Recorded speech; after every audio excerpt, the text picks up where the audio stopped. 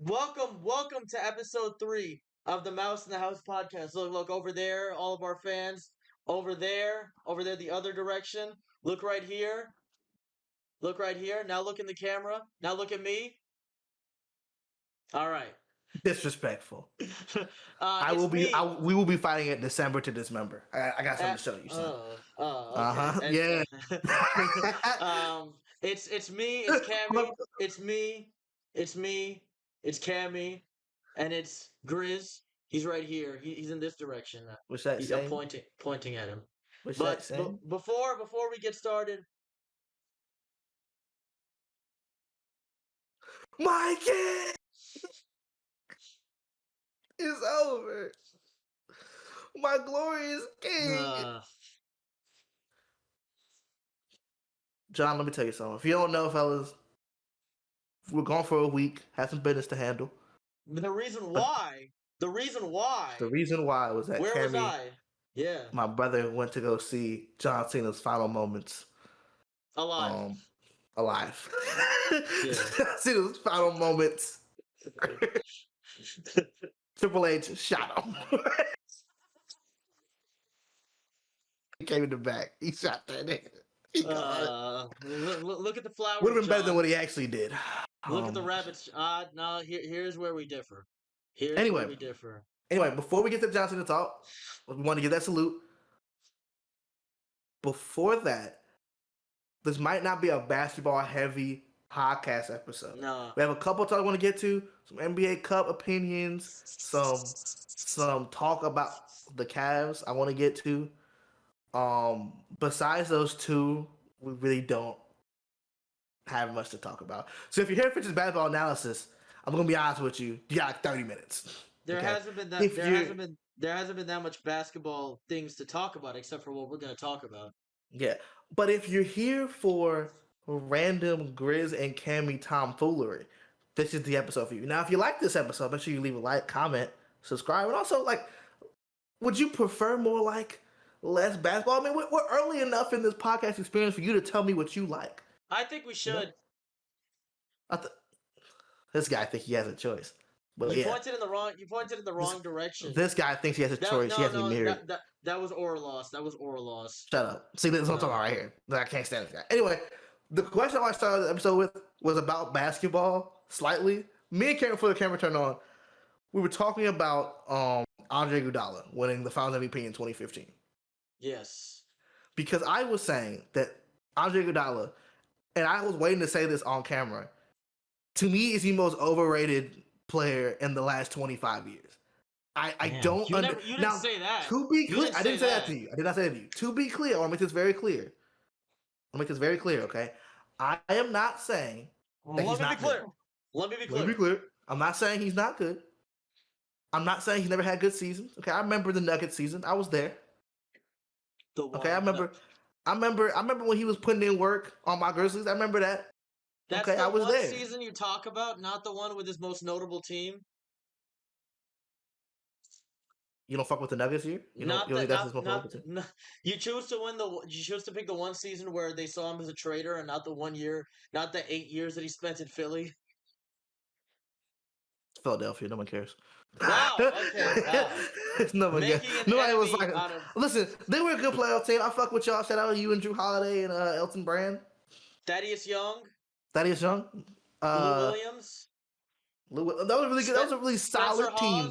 That was a solid. Spencer Hawes, Andres Nocioni, we can stop after. Jody Meeks, Kevin Ollie.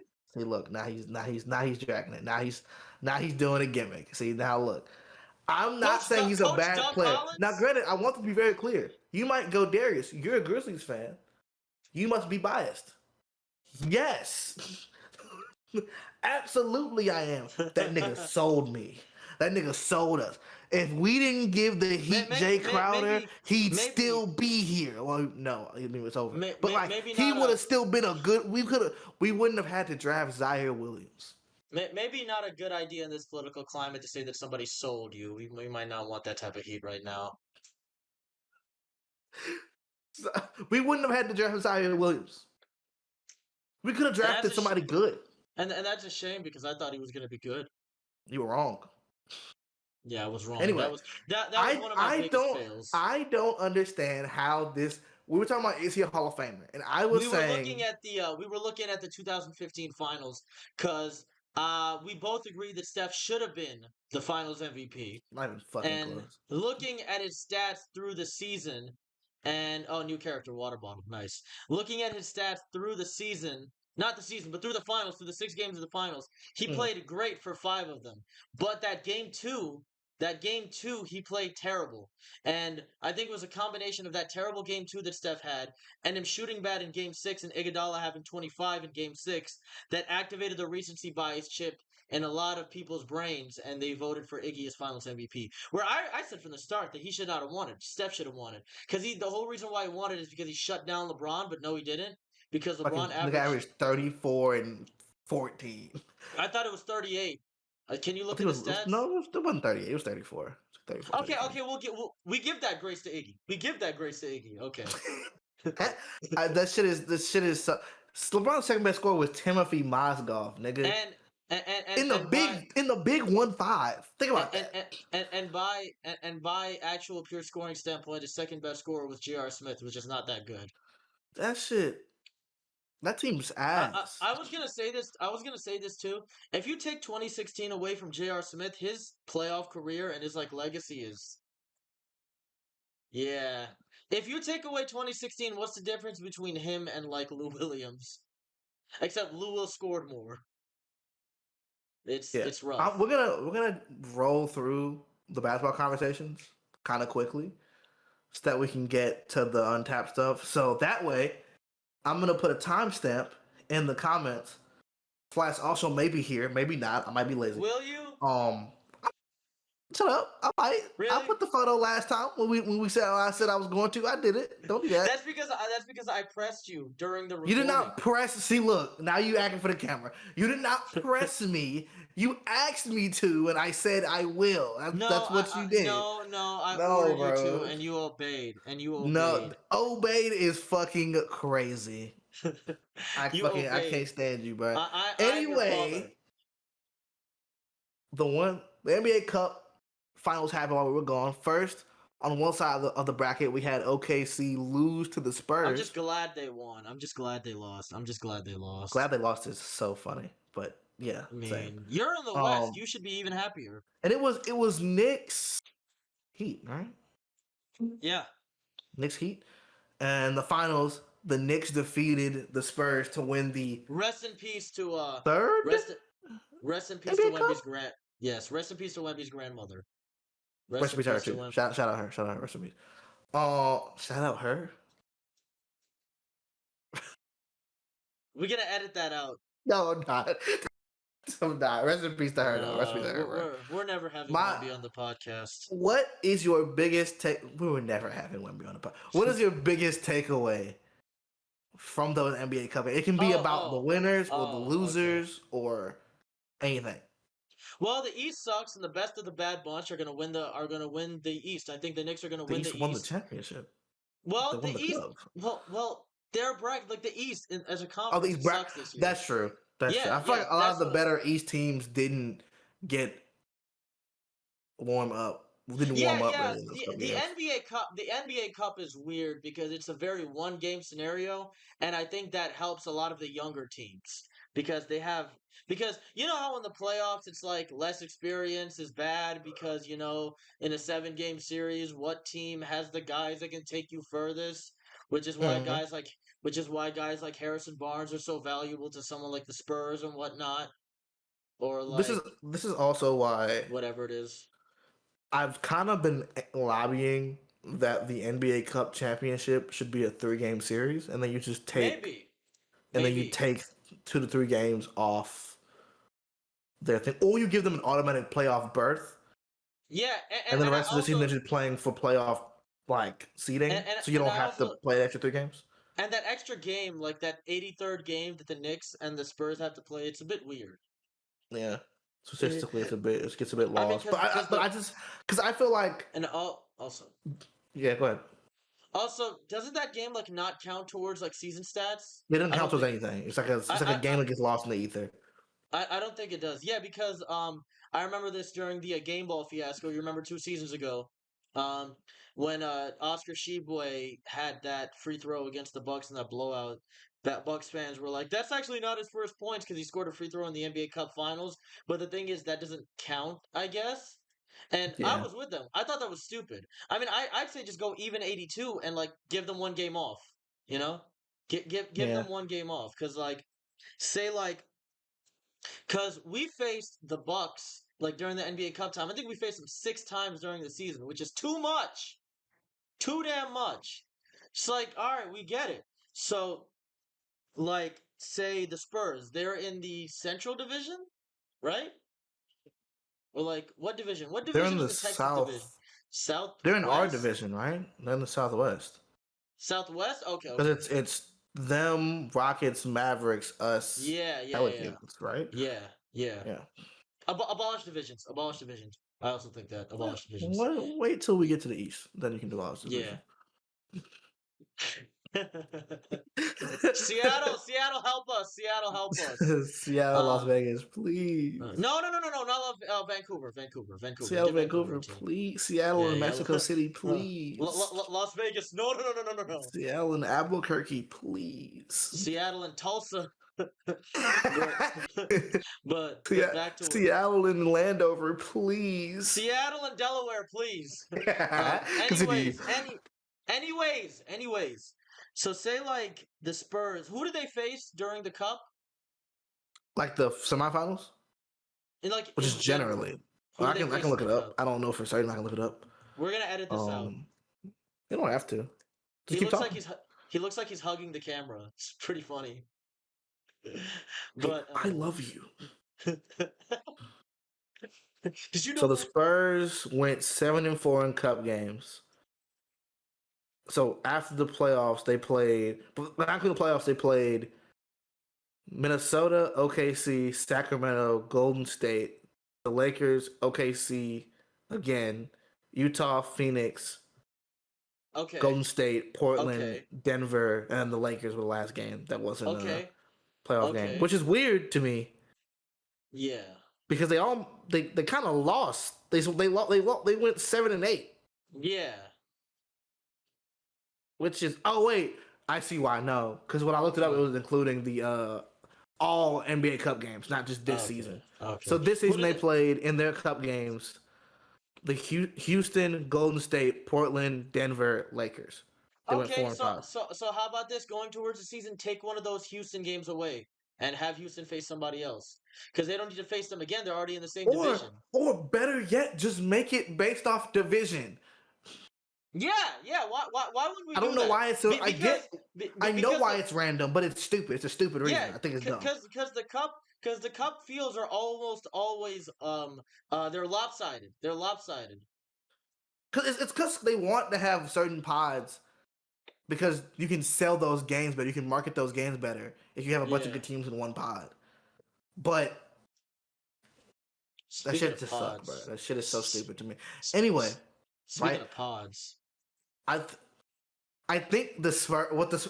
I think the Spurs are a contender. I do think I so. think the Spurs top of their I contender. have them making the conference finals. I have them making the conference Ooh, that's finals. rich. It's a little rich for my blood. I don't I know. It's a really little do. I rich. have them making the conference All finals. the reason that that's a little rich is because all the good. I think all the contenders in the West have either a really good center or they have Luca, Now, and that's the problem. I don't mean to sound like a Kendrick Perkins or a casual or anything. They don't have Wemby. And I think Wemby, as the season goes forward, is going to learn even more to fix his weaknesses. Because I'm not going to lie, this season he's looked really good. Like he's fixed basically everything I wanted him to fix, except that handle. Like again, when he has the ball down low, like down here, it's pretty bad. But I think as the season goes on, he's going to fix that. I mean, you're pretty big, so there's only that much better you can get at handling the ball. But still, I think once he fixes everything, Stephon Castle's looking great. He's looking Really fantastic. fucking good. That's been a really I that's really think, helped. I think, I don't know. I think the guys that they might have to give up. I don't know. I'd keep Fox at this point because he's I looked really think they good. lose to OKC. Yeah. I think they lose to the Rockets. I think they lose to the Nuggets. I think they lose to They OKC for probably beat sure. the Lakers. That's Okay. that's Now that's not a I'll say good I'll say percentage. this. I think they beat the Lakers. I think they lose to OKC. Rockets and Nuggets, I can give a coin toss depending on how we see like Reed Shepard and Amen in the playoffs. Nuggets though, I would take them over San Antonio. I I'm would taking take the them over Rockets San so Antonio. easy I don't when they know, man. because the thing that the Spurs are good at when it comes to outside of Wemby is Yeah. having multiple levels of guards that are really good at getting 2 feet in the paint, getting downhill, Yeah. getting paint touches. They don't have any And wings the though. Rockets are so good at interior defense and interior strength. Yeah. And it's the exact type of interior strength that Wemby does not do Yeah. good against. Yeah. The Steven Adams, the Alperen Senguns, and then you have your playoff closer in Kevin Durant, who is statistic like from I One of the can't remember a greatest bad playoff Kevin players Durant ever. playoff series off the top of my No. head right now. At least in the No. last like 5 to 8 years. Yeah. Like, who's gonna I Harrison think Barnes, yeah. Jeremy I Sohan, think Keldon Johnson? speaking of Sohan, I think him and Keldon Johnson are going to be the ones that have to go because they need a wing. The Spurs need an elite wing, and there's just they There's just not don't have many the elite wings facilities to for get. one. Yeah, there's not Is the many. I problem. mean, I guess they could try to go for like a Trey Murphy or something, but even then, like, why would the Pelicans want Keldon Johnson, Jeremy you're Sohan? fried, buddy. Yeah, why would they want Jeremy Sohan? Sohan, I want I to think talk they should about keep this. Sohan actually. I'm gonna say this. Sohan is one of the weirdest archetypes of player for me. Very He's such weird. an interesting player because, like, I don't know. I don't know how good he can be for a contending team because there's these issues with his game that are like I feel like they're He's a built point into forward him. that can't pass and can't handle the Yeah, balls. they're, But he's good. It's really funny. yeah, yeah. He's the most shouldn't be good player that's good.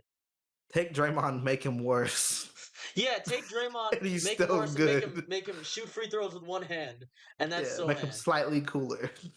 Yeah, I like him. I like Sohan I though. fuck with Sohan too. I think it'd be very interesting because I remember before Wemby got there, Sohan was seen as like the darling of that team. He was like, hey, he dyed his hair different colors. I think he tweeted LeBron that one time, and Mhm. LeBron fans started beefing with him, which is I think that was back when the Lakers were missing the playoffs, so it was really funny seeing them beef with him. But yeah, I find him very interesting. He's one of those like I think he's an archetype of a bygone era, both in terms of the way he plays and the way he acts, which is a Like good right thing. now, like right now, he's averaging 10 points. Because this is his career averages over the Spurs years. What about He's this last averaged season? 10 points, 5 rebounds, and 2 assists. But in this specific season only, he's averaging 5.8 points, 3.5 rebounds, and 1.4 assists. That's so weird. He's such a. But he's only getting 16 minutes, to be fair. And it's also Yeah. like, he's one of those players, I think, too, that's really good in spot minutes. Like, you He really also don't need. yeah I don't know if he I need to see him play 30 minutes. yeah no Like, he's an energy guy. yeah, He's an yeah. energy guy. He's like kind of what T.J. McConnell is to us, except for any aspect other than scoring. Yeah. But I'm looking at this. I'm looking at this Spurs team, and I see a lot of guys that I like. Do you like Carter Bryant? I like Carter Bryant. I fuck with Carter Bryant. I think he's a pretty good defender. Dylan Harper, he's looked all right. Nah, the jumper This, isn't there, but this brings me to it's something getting that I there. was going to wait the end to show you, Yeah, but I want to tell you now because I think it's funny. but before we It's, get it's in there, relation to the Spurs. In relation to the Spurs. yeah, before we get there, In the relation to Spurs. trades, even as well. Now that I'm looking at their team, they have a very good collection of players. Like this feels like say like a 2024 Pacers or like a 2023 Pacers to me. Well, we didn't make the playoffs in 23, but we would have if Tyrese didn't get hurt. You know what I mean? But Yeah. it feels like a 2023-2024 Pacers where they just need one more guy, you know? And I don't think they need honestly, one more guy. I think you think just Wemby just needs to get better? I just think the team has to develop as a cohesive unit. You Because the think thing guys is, I don't even think Wemby has mm, to get better. I think they haven't played enough with Wemby okay, okay. individually. Like, I feel like if Do you you put can it be like, this is what I'm saying. Walk with me, mhm, right? If okay. you can beat OKC in a do or die scenario One game? in one just I know it's just one game, but if you can beat them in a do or die scenario when the lights are brightest, that says a lot to me about the team construction. They're Because kind of yeah. OKC has They're 25-1? Fuck are I they? think they have. I think they 25 and have 2? 2 losses. They have 2 losses. And the first one lost to Portland. That's not real. Yeah, no. Like Can that. we? I'm And it gonna. wasn't like they. It wasn't like Yeah. they beat OKC and like like someone had a It horrific was. It shooting was a night, close game. It was a or close game. OKC played a good game and Yeah. lost. They were almost Yeah. even in everything. You know what And you that's know what that reminds me of? You know what yeah. that reminds me of? Didn't we do the same thing 2 years ago? We don't. I mean, OKC We wasn't no, fucking we did the same thing 2 years ago. Indiana did the same thing 2 years ago. It really reminds me of that team. did what Yeah, 2 years ago? I'm confused. we made the cup finals. We made the cup finals, and we beat the Boston team that year. We beat the Boston team in the. Okay, you're hating. You're hating. You're hating. You're definitely hating. You're hating. It's literally a comparison that I feel like I can It make. is. It is. It is. I'm just Because saying. because it's like a team of mix of young guys and Harrison Barnes, and I don't know. It feels like either they're one piece away or they Like I just said, need Ed to get Harrison. that team chemistry from 70 to 90. Get that Yeah, 2K chemistry I from feel like the 70 to chemistry needs to 90. get up. And you know how in 2K when team chemistry goes up, everybody's attributes start going up? Maybe we'll get that. Maybe Jeremy Sohan can get that 3-point percentage from 28% to 34% by the end of the season. 33. That nigga's not hitting 34% from three. He's not hitting that I shit. see 28% right here. What's So the free like throw percentage? It's 69%. for me, I feel like the Spurs are like they can make a trade for like a wing, but I feel like first of all Just write it out. Just write trading it the out. guards out of the question to me. I don't think it's worth it. Yeah, hell And no. I feel like the combination of you're not gonna trade for Stell. I No. would assume. I hope not. I So don't think you trading should. Keldon, Jeremy Sohan, maybe Carter Bryant. No! But that's my point. I think the sum of your parts are better than the players you would get in return So it's for that not group. like a Pacer scenario where it's like you see a guy like Pascal who's not gonna go for that much because he's expiring and he wants to be here and just pull the trigger because why not? Bruce Brown Yeah, I doesn't need don't. There's that not a much. player I think that's like available like Pascal was on the team like that Is there for you to anybody? I get. mean, who could they get? Who's on an expiring? And on top of that, Wemby gets hurt at a rate, at least currently, he has missed games at a rate Unfortunately. where you Hopefully it really can't changes. trade picks unprotected and Yeah. expect shit to go smooth. You might need those. I will say Larry would do great on this team. Larry, Markkinen, he'd Yeah, be but I great don't think on they have this the team. money for that. Yeah, and also Danny Ainge is a And terrorist, De'Aaron Fox so already getting paid, and yeah. Danny Ainge is also a terrorist. Danny Ainge is He's also a also terrorist. yeah. Who's another guy that I wanted them to get? So this is what I was talking about. This is the trade Ooh, that I found on Fanspo. This is you didn't the make most. this. I did not make this. Can you put I it did not up make on the put the I am graphic gonna up? put. I'm gonna send it to you, and I'm gonna read it out loud. I'm gonna put it up. Okay. It is tomfoolery, but it does get them a player that I think really fits them through virtue of a bunch of other bullshit. Are you ready? Okay, send it. All right. Can I read it to you first before I send it, so you can Yeah, experience go it ahead. as I read it? Hmm. I think it'd be funny that way. Okay, so let me make sure I got this saved. So it is a 4-team deal. Oh, All right, you ready? yeah. It is between the Hawks, the Bucks, the Timberwolves, and the Spurs. Oh, the Bucks. Okay. Okay. What the fuck Okay. is my save button? Hold on. Is that part of the trade? Yeah. Save button. Save button. Okay. Okay. I gotta fucking. Oh, Lock it's right in. here. There it is. Okay, no, I got it. That's fine. Everything's okay. I had to find the thing because it was fucking me up. Oh, the thing. Yeah, the thing. The thing. Okay, yo, you ready? Yes. Now, the Bucks, the Milwaukee Bucks receive. the Milwaukee Bucks receive Mike Conley, Rob Dillingham. Is his name Joan Behringer? Juwan Behringer. Yeah. Joan yeah, Behringer. Terrence Shannon Jr. and a second-round pick from the Timberwolves.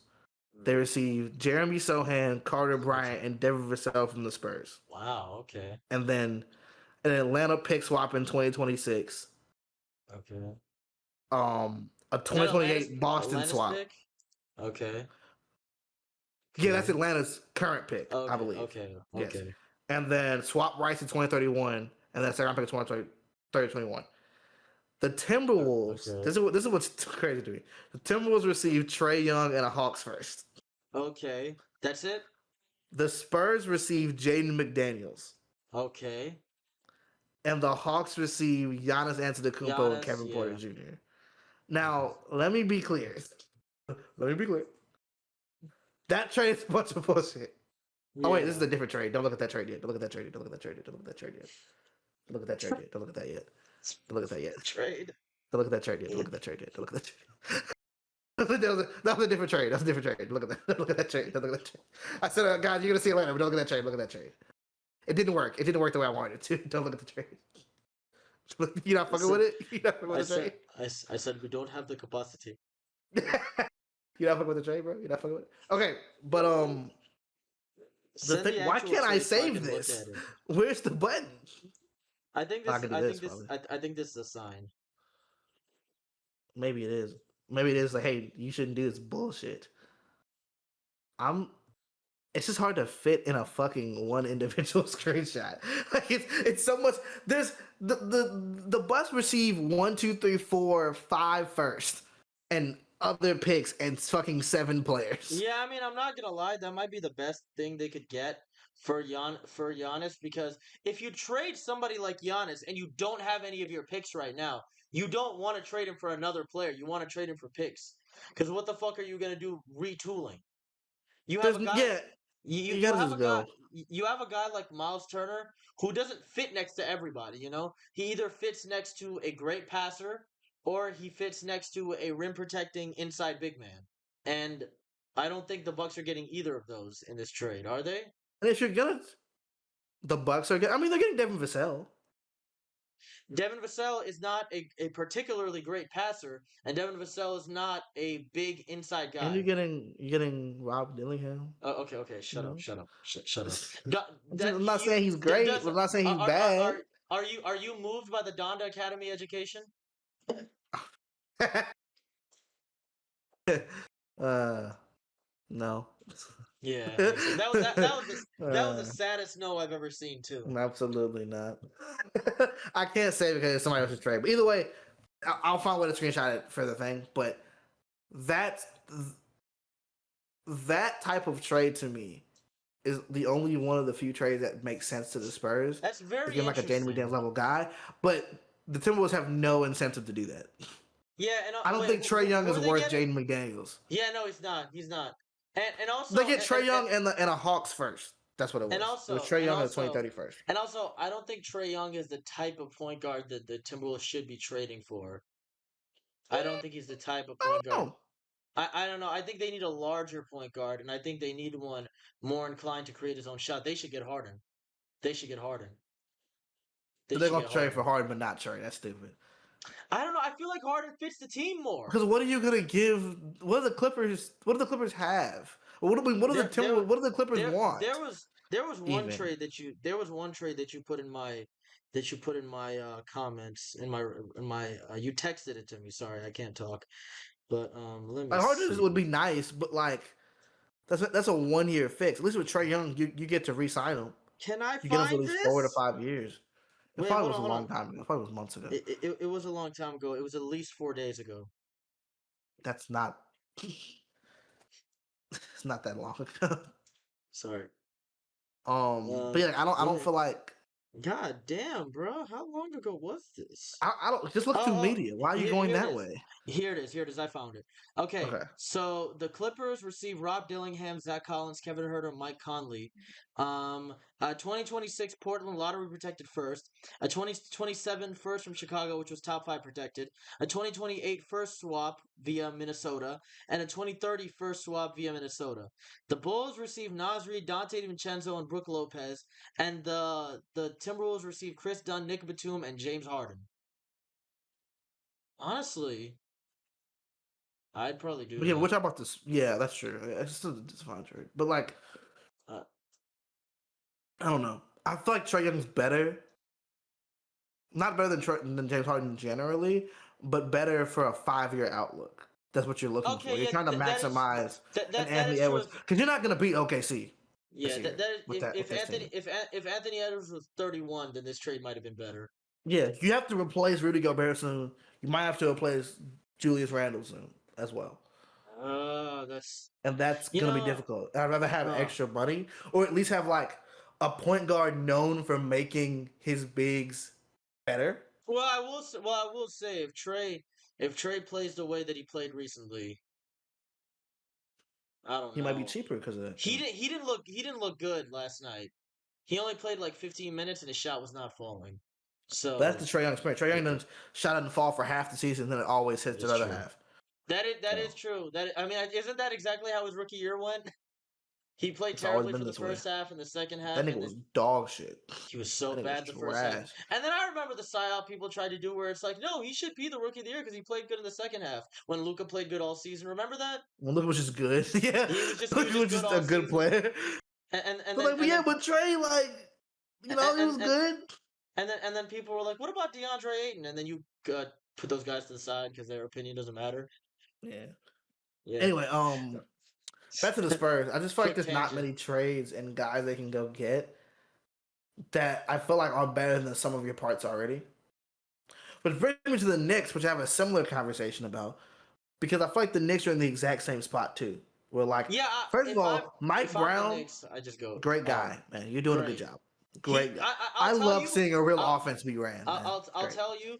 This is vindicate. Even though I hate the Knicks and I always will, this is vindication for people who are like, yeah, but Tibbs did so good with his team. He got them to the conference finals. You And did I'm do that like, with this one. okay, he did do that, but he's also I'm gonna say I don't think they beat us even if Mike Brown was the coach. I'm just gonna say that. I don't think they beat us last year even if Mike Brown was the coach.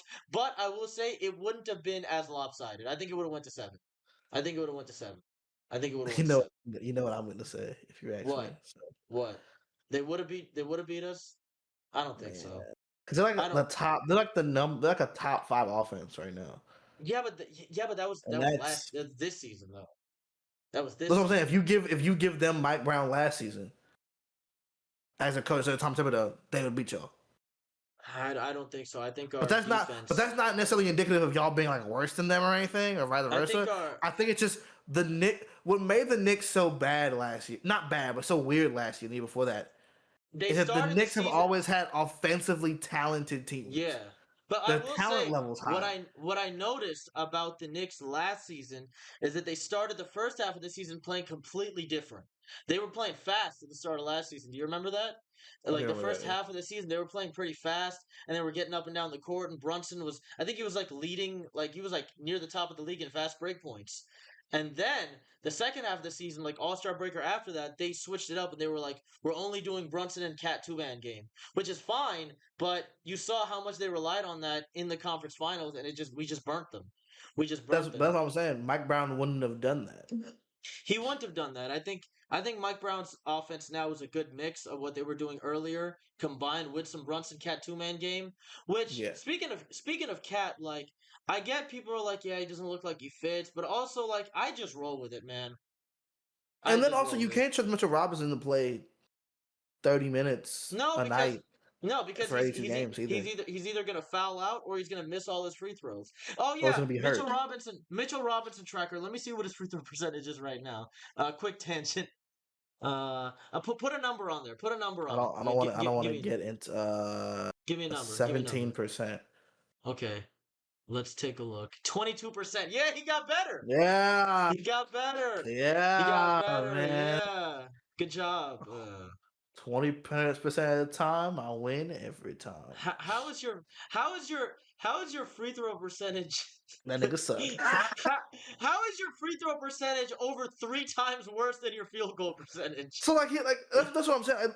Cat's the exact opposite of Mitchell Robinson. I think that's what makes them so good on the Yeah, that's same what team. makes them work. I think if you remove one, it makes the other one's job so much harder. They have to imagine this offense having to lose Cat and the replacement be Mitchell Robinson. It is a guy who basically DeAndre Jordan, but a little bit worse. And the opposite. Imagine end the games or like certain games where you're a defensive center, and now you have to rely on Cat. And Or the other somehow worse option, Mr. Big Boy himself. yeah, You're fried. yeah. No way out And, of and, that and one. and I will say maybe a couple years down the line when their young guys get better, like Hukporti again, I'm very interested in him, very interested in Ariel Hukporti, but the fact of the matter is he's pretty young and he needs time to develop, and you can't thrust him into the. He's basically a Eurostash guy. It doesn't really matter. Just let him Yeah, get as much work as he can right now to be productive in 2 seasons, because Lord knows they won't have their picks by then. yeah. And the Giannis trade So isn't gonna. You're not gonna get Giannis. So no, fuck no. They lost out the ability to get Giannis when they traded for Mikal Bridges. yeah, That which was is when they fine. lost it. That Yeah, I mean that's I mean, fine. I guess it's Uh, kind of fine. well, yeah, I saw you second guess yourself. I will say for They y'all. don't get OG and they don't get Cat unless they do that. So I guess it's Yeah, fine but in I most will cases. say you better win a championship. You better win a Boy, it's championship. gonna look bad. Because I don't know. Did y'all see that? Did you see that Bleacher Report graphic where it's like the Knicks will not raise a banner, and like the graphic was Jalen Brunson, and under it just said no banner. You know how many times they're gonna you know how many times they're gonna spam that? You know how many times I'm gonna spam that? Boy, nigga, that shit rough, Mm. saying. Anyway, I I will the say only other thing this I is want to say a about the cup is I think the best way to fuck you. That's I'm calling HR about that. It's crazy. I think that I think that the best way to make the cup better is just make it division based, and then I think you do that, and I think you make the finals 3 games. yeah. Make the fun and Like take that week games. where we almost T- have no yeah, games, and that take should games out. be. Yeah, and take games out of the team schedules if they play extra. I would argue that you make the season 2 weeks longer in terms of length. Mm. Price out the games a little bit longer. Less back to backs. Less back to back should feel a little bit longer, and for that purpose, the winning teams of the cup, you can give them those extra 2 games and it not affect But so aggressively, I will. or you replace. Mhm. I guess you would replace like one of the lowest tier game that you could replace out for that one, if that I makes will sense. So say like, I will say the cup is doing its job, which was to make teams care about the regular season.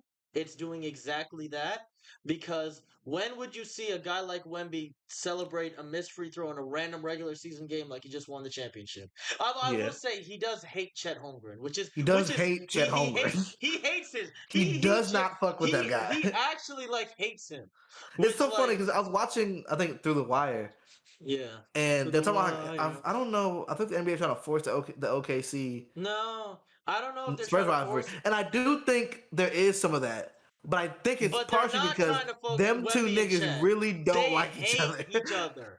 it's They not it's not Wemby versus absolutely. Shea. They're cool. It's Actually, him. well, I don't know if Chet doesn't like Wemby. I think Wemby just doesn't like Wemby him. don't like him, bro. I don't He know what it is. doesn't He like him. don't fuck with him. Like, He doesn't like him at all, I which is hate you, nigga. good. Let's die.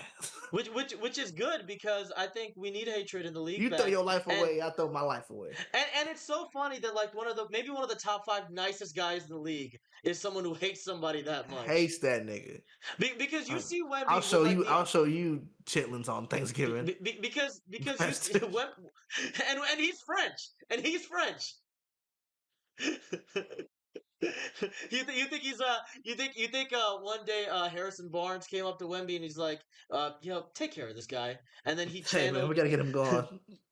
I I don't care about you pushing shit with Harrison Barnes. I inherit the beef. Yeah, we're going to the. They had to go to the Avatar state. I Show inherit chat the beef. what it was about, boy. Show him something. But yeah, Oh congratulations to the man! Knicks for winning the NBA Cup championship. Okay, that Congratulations would to the be. Knicks. I will say there's nothing stopping y'all from making the finals. There's There's nothing nothing. This is stopping, your year. There's because nothing. If because y'all because lose, if these motherfuckers lose to Orlando, I swear to God, I'm clowning you because for the rest of okay. life. Let me 1 second. Let me look at this. They're only a game and a half behind the Pistons, which is comparable. You know, Toronto, they're good, but they're not there yet. Boston is missing Tatum, which takes them out of any playoff threat. Um, the He might come back this Sixers. season though. He probably shouldn't, but he might. He should. He should. He should. He should. I'm not saying he should, I'm but I'm gonna saying he assume might. he doesn't. I'm gonna assume he doesn't. Um, Granted, I will say, I'm not saying he should. What I'm saying is, if Jason Tatum comes back in the season and you're like the 3 seed, like the yeah, 4 yeah, seed, yeah. But if you in this fall off, East, But if you fall off mid season, then no. Yeah, if you want me to whatever. But if you're still in the same Because spot, like be, Giannis isn't gonna be a threat. Like we don't know if the Pistons are stamped in the playoffs yet. Like we don't know if the Pistons are stamped in the playoffs the yet. Knicks are the Uh, Knicks. the You know, Magic, like the Miami Heat, like that. Tatum could come in, play 10 games to get warmed up, but and might still win but shit. but it's really dicey because I Really don't. dicey. I like Tatum. I like Real Tatum. I was dicey. defending him before, You so I love light don't want. skins. I know you do. I don't. Yeah, honestly, look at my star player. Are you kidding me? Yeah. You remember that shirt you gave me? Where that motherfucker is white? It's Tyler, an NBA Jam shirt that Cammy bought me. Oh, he bought me. He had it. He gave it to me. I had it made. And I had it it's made. an NBA. You know how an NBA Jam screen, it's like one player and another player. They had Tyrese on one of the spots. Put the picture up. They had Tyrese on the spot, but that nigga, he's not like he's white. He's not light skinned. He's Caucasian. You know what my favorite part about that shirt is? What? The attributes all suck for both players on the shirt. They're not good basketball players. Yeah, because I think Tyrese's 3-pointer is like barely above mid. Oh man. Let's other thing I talk want to about talk the about. Cavs. Let's talk about the Cavs. And this is the take that might get us flack. Or might get me flack. Don't put it on Cammy. Cammy not know this take before I say I don't watch basketball. Yeah. The Cavs are in a rough place right now. Very rough. Right? In a very kind of bad losing skid. I don't know if they lost these games straight, but you can tell they're not in a good place. They're on a 2-game losing streak, and they're 3-7 of their last 10, which is bad. And people are asking the question: is the trade, Darius Garland? Is it Jared Allen? How do you mix the things? And to me, this is my opinion, Cammy. It's two things. One, the second apron's fucking y'all up. Yeah. That second apron is bad. Okay. Yeah, and the fact that you had your guys for a while too. It's not like you just got them. Yeah. So there's a couple players on the bench for them where I don't know how they're gonna replace Max Strus if they trade him. They haven't been able to replace Ty Jerome. Ty Jerome. Ty Jerome played, but Ty Jerome. Because I like Lonzo, but he's not a scorer. Lonzo's not a scorer. And Lonzo hasn't been a scorer since high school. And even then, I don't even know if was he a scorer in high school? I think he hasn't been a scorer generally. He just had a lot of points, if that makes sense. He wasn't really a scorer because I think in UCLA he averaged 12 a game, right? Yeah, he was something that. I don't know. He was a really good passer in UCLA. But Lonzo, great player. I like him. I like Lonzo, and I think I like the second win that his career is having. I think he's in a bad situation right now. I think Lonzo is in a bad situation with Cleveland, and Cleveland's in a bad situation with Lonzo because I think they looked at a guy like Ty Jerome. And they were like, oh, we just need a backup point guard. And they signed the wrong type of backup point guard. You need a backup scorer. Lonzo's not a scorer. Lonzo's a facilitator. The other option, the other issue. The toe, man. The toe, Garland, the toe, man. The toe. Garland's been it's bad. And this is my opinion. Yeah. I think the answer is sink or swim. And by sink or swim, I mean you trade Donovan Mitchell. Oh, wow. This year? Now, hear me out. I know I'll be like, what the fuck are you talking about? What the fuck is that? Hear me out. Example number one. Okay. Every time Darius Garland is not playing, your offense fucking stinks. And even when he is playing, his toe is messing everything up. And it's still messing up, so he's trying to rush back and kind of get it back, but it's been bad, right? Yeah. Even before Donovan got there, when Darius Garland finally hit that all-star level and was a good basketball player, your offense was good every time he was there. They were terrible without him, great with him. I will say this. I'll say this as well. This is a bit. I guess it's tragic, but it's tragic vindication for people who were defending him when he was sitting out during the Pacers series. You remember that Stephen A. was like, "Your toe doesn't hurt that much. Get up, it go." Definitely does. I was like, "That's stupid." Because what does he have? Turf toe? What does he have? Turf toe, he had turf toe. Turf toe's bad. Turf toe is bad. And the name makes it sound like it's not bad. It's real bad. And especially for someone who has the ball in his hand, and I'm guessing because he's a point guard, he probably runs the most out of everybody on his team. Very much starting to stop player. Yeah, he's a very herky And he's jerky playing type against the guy. Pacers, who are running. Exactly. If he was playing against any other team, maybe. If it was the Still no. Grizzlies, you would have been Still no. fine. You would have been good. Well, still, You would have been any okay. team, still no, but Would have maybe put you on the Jalen Pacers, Wells. one of the fastest teams in NBA history. Fuck no. Yeah. He shouldn't have been playing. God And I'm forbid gonna you be won that honest. series. You had to play fucking the OKC. Ooh. God forbid you won. I love how you just skip over New York.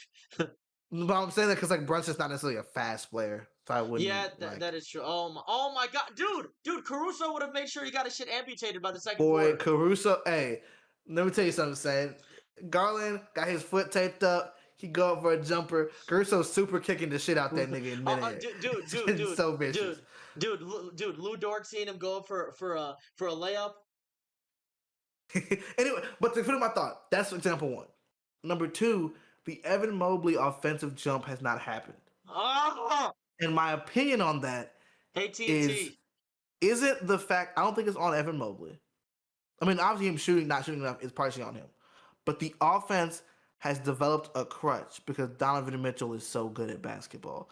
Donovan Mitchell is so good at basketball, and they've been struggling so much to get their offense out of like the second gear. Yeah. But the thing is, because Donovan Mitchell is so good, you don't want to take the ball out of his hands. Yeah, you can't.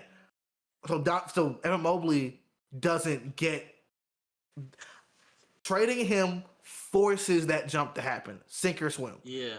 Either the jump happens and we now know he can do it, or it doesn't, and we can just go, okay, we know what he's not. And what would three, you get for him? Donovan Mitchell. That's what we're getting at. Now here's the issue, right?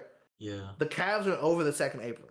Yes. Right now, I don't think you trade Donovan Mitchell this year, or at least first. Okay.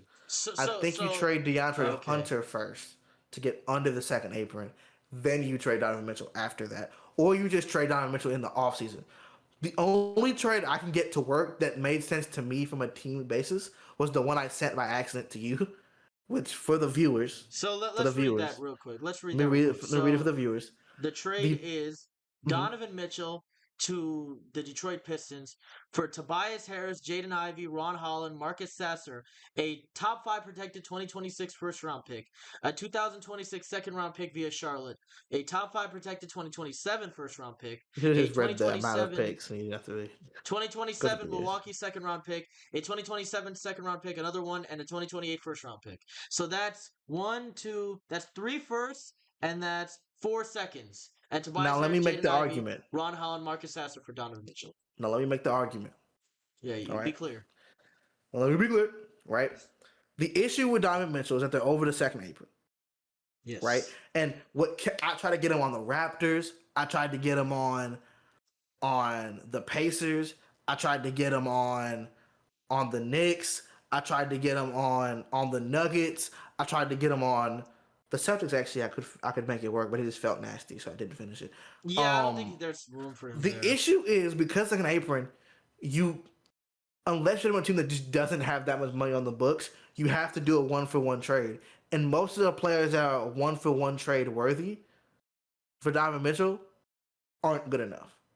Yeah. Or they don't make sense for both parties. Yeah, Donovan Mitchell's in that weird tier as a player where he's really good at scoring and he's amazing at scoring and he's just good at everything else. I think numbers on the board said this. He is the best player to never be the best player at his position. Yeah. Like in the last 5 to 6 years or so. I guess he's the best shooting guard in the league this year. I guess he is. And the average is better. This year? And also, I consider Shea a shooting guard. So. Oh, really? You think so? Really? Yeah. Who's their point guard? I get why people would call him a point guard because he's been playing point guard, but like it's like calling Jalen Williams a power forward. Jalen Williams is a small forward. Okay. That's how I feel. I'm not sure that's how other people view it. That's fair they don't, but like that's interesting. I think the shooting guard tier list is like Shea. If you don't count Shea, then Anthony Edwards, then Donovan Mitchell. Okay. So what does Donovan Mitchell do better than Anthony Edwards? Currently, he's playing better, I'd say. But I mean, I guess, but like, yeah. I mean, yeah, he is. Like, what does he do better though? Totally, as a player, I think Anthony Edwards is better. He's a better defender and he's a better shooter. Yeah. But like, so to mention for the Cavs, right? Yeah. There's very few teams that aren't over the first apron, right? That have the space to Yeah. take on multiple players. Now, Yes. if you're the Cavs, if you wait till the offseason, then you probably have a better chance of trading for like a really good pick where you know who the player is going to be. This draft class is really good, right? Yeah, but Or you have a also better like, chance yeah, but at also getting like like you're the with the Cavs. You want to be Cavs. good right now. You want to be Gonna be good good. right now. Right. Yeah. But so this gives you an opportunity to get a couple of role players that kind of just fill in the blanks. You don't have to. This trade doesn't include DeAndre Hunter, so you can decide to keep him or you can decide to trade him. However you feel about that. You get Uh-huh. Jaden Ivey, who I know how people feel about Jaden Ivey. I get it. But as a young player who can be re-signed at probably like a There's 20 million potential there. range, there's There's potential potential there. there. Ron Holland, there's potential there, and then Marcus Sasser is a good basketball player. He's pretty good. He's pretty good. And then you get three Tobias firsts in 4 seconds. Tobias That's a Harris lot. exists. He's alive. Tobias Tobias Harris Harris is alive. makes money and fills salary, and And he also he won't. expires this season, so you're done. Yeah. You clear a bunch Yes. of cap space. Where Now, would when you go into the where would he offseason go? next year, you have money to throw at a player if you want to replace, if you want to get like a small forward that fits better, or you want to just fill out the bench because the bench has gotten worse because of the second apron shit. You can kind of fill out the bench a little more, or with those extra picks, you can then trade for a player with that empty money slot. Like you have a spot to put a younger player in. You have a slot to put a Laurie Marketing in if you choose to get him back for some reason. If Danny Ainge doesn't have him But in now the you have the picks that Danny Ainge like. If He Danny got him. Ainge doesn't, yeah, that is true. If Danny Ainge doesn't have him in the penis explosion device, And the Cavs are good enough. I think they will be good enough that they'll still be in the playoffs. Yeah, in the especially East. Especially in the East. I mean, I have them making the playoffs. It gets this year tighter anyway. next year. It gets tighter next year because that'll be for like the next year. Then it gets tighter, but they're going to the playoffs this year anyway. So you're gonna worry about your pick this year. It doesn't matter. But even next year, I feel like it's the same thing. I mean, for the Cavs right now, it's very weird because I don't think they're as bad as they are. Like the collection of players they have, I refuse to believe they're as bad as they are. That's what I'm saying. I think it's like you have to sink or swim it. Yeah. So and this that year, way, I just go with it. And that way, if it sinks, okay, listen, we took our shot, it didn't work. We can still keep playing with this team right now because they're young enough to still have a couple years and rebuild with next year. We used to wait till next year and kind of dug it out until then. But like, and if you're like, hey, because here's the other thing too, if you wait till next offseason to trade Donovan Mitchell, it's hypothetical, you're gonna get less for him. Yeah. It'll be easier to make the deal. Right now when he's playing. If you called the Pistons today and said, "Hey, no one else knows this. We want to trade Donovan Mitchell. Would you willing to do it?" They will give you 3 firsts. Okay, they will give you a bunch of shit. I will say it is interesting for the Pistons because Jaden Ivey is a kind of a non-factor on this team right now. I'm not non-factor. He's not a part of the good. It's the good parts of them. Ron Holland is good, but I would rather have Donovan Mitchell. Yeah. Marcus Sasser is good, but I would rather have Donovan Mitchell. Indeed. Tobias Harris is gone after this year, so whatever. I feel like some of their parts, I'd rather have Donovan than those 4 guys. It's the picks that I'm a bit wary about. But those were like stuff I kind of picks usually I don't put in like mock trades because I don't know how people value them. But I put them in to show like this is what I think the most possible they could get. Like the best possible Cavs trade you can get is probably this deal. Yeah, probably. Right? And that's the line you have to go under. Yeah. That's what you go into the deal asking for. Because you're not going to get a Sar. You're not going to get Duren, obviously. Isaiah Stewart is not worth trading for. Probably not. If you're the Cavs. I don't see why you would do that. He's not a needle mover. Yeah. And they don't have a small forward like that really kind of fits your scheme. So I feel like just get picks. I guess that would be the closest. If you're the Pistons, you're already the first seed. Yeah, and you just saw you're trading 2 non-factors and 2 guys that you'd rather have Donovan Mitchell over, and you're not going to need your picks anyway because you're a good team now. Yeah, you probably can just go like sign a small forward in the buyout market. You can bring Malik Beasley back. I don't know. I think he's not a small forward, but like fuck it. I think he has another case. The other trade I want to do, I tried so hard to get a fucking Heat trade to work. Mm-hmm. I was trying so hard. The problem is two things. One, we're not sure what the NBA is going to do about the Rozier. Rozier Rozier. shit, and that's $27 million. I mean, But two, I don't they're think he. both. I don't. I Yeah. think they're both over the second apron. Which means, oh no, the Cavs over the second apron, and the Heat over the first apron. The first. And yeah. the problem is, what I was trying to do was do Tyler Hero, Terry Rozier's contract, or have it just be voided and it not matter to this deal. Would And they then some do other that? stuff. But because they're over the second apron, they can't. Yeah, The they Cavs can't. can't. Do that. So they have to wait till the offseason to do that, which is still fine. But Fine, whatever. I would argue, personally, though I do like Tyler Hero as a basketball player, I do think the Pistons deal is better. Yeah. Because they don't get as many picks from the Heat. And they're not going to trade you like they're good players. You're not going to get Norman Powell. You don't even want Norman Powell. No. You're not going to get Andrew Wiggins. I don't know why you'd want that. Yeah. Unless you just want to get like more off cuts at the books, that's fine, I guess. But like, it's really hard to make that deal work. You need to win games. You need to win games. It's really hard to make that deal work without Okay. And this allowed give the Cavs to go, hey, now we have a couple extra picks to play with that we can be trade chips, and there's no guarantee the Pistons are going to be good forever. They could be bad in 2 years. You don't know that information, right? Yeah. God forbid K goes down with an injury. Now it's just Donovan Mitchell fighting for his fucking life. And now this 12th overall pick is pretty good. This 6th overall pick is pretty decent. Yeah. And that means that, like, for me, when you trade for picks, like early, when you're losing or whatever, I feel like it's so useful just generally because in the grand scheme of things, you're playing with house money now.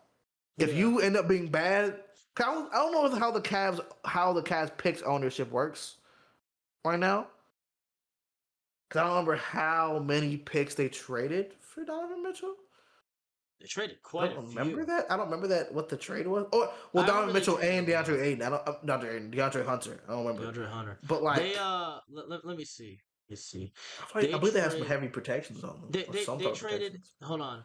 They traded 2025 first round pick, 2026 first round pick, 2027 first, 2028 first, 2029 first, and then Cleveland also got a 2025 trade exception for their first round. The 2025 first round pick is their own. 2026 first is a right to swap. 2027 first is their own. 2028 first is a right to swap. 2029 is their own. You'd have 3 more firsts and 4 more seconds added to that. Is that how they bypass the Stepien rule by like adding swaps instead? Yes. Okay, that's how you do that. So like, that's how I feel. Mm-hmm. I feel like trading Jared Allen's not gonna get you enough to fix this team. It's just not. Yeah. It might make the spacing better, maybe, but I doubt it.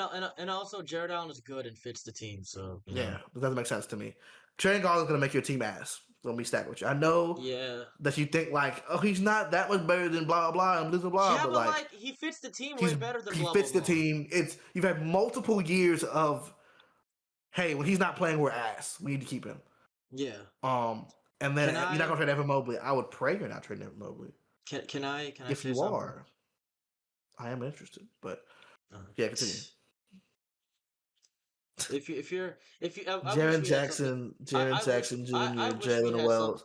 I wish we had something to trade for Jared Allen. I really wish we did. But Jaren Jackson Jr., Jalen Wells, and GG Jackson, and 2 firsts for Evan Mobley. I'm gonna. All right, so this is about my team.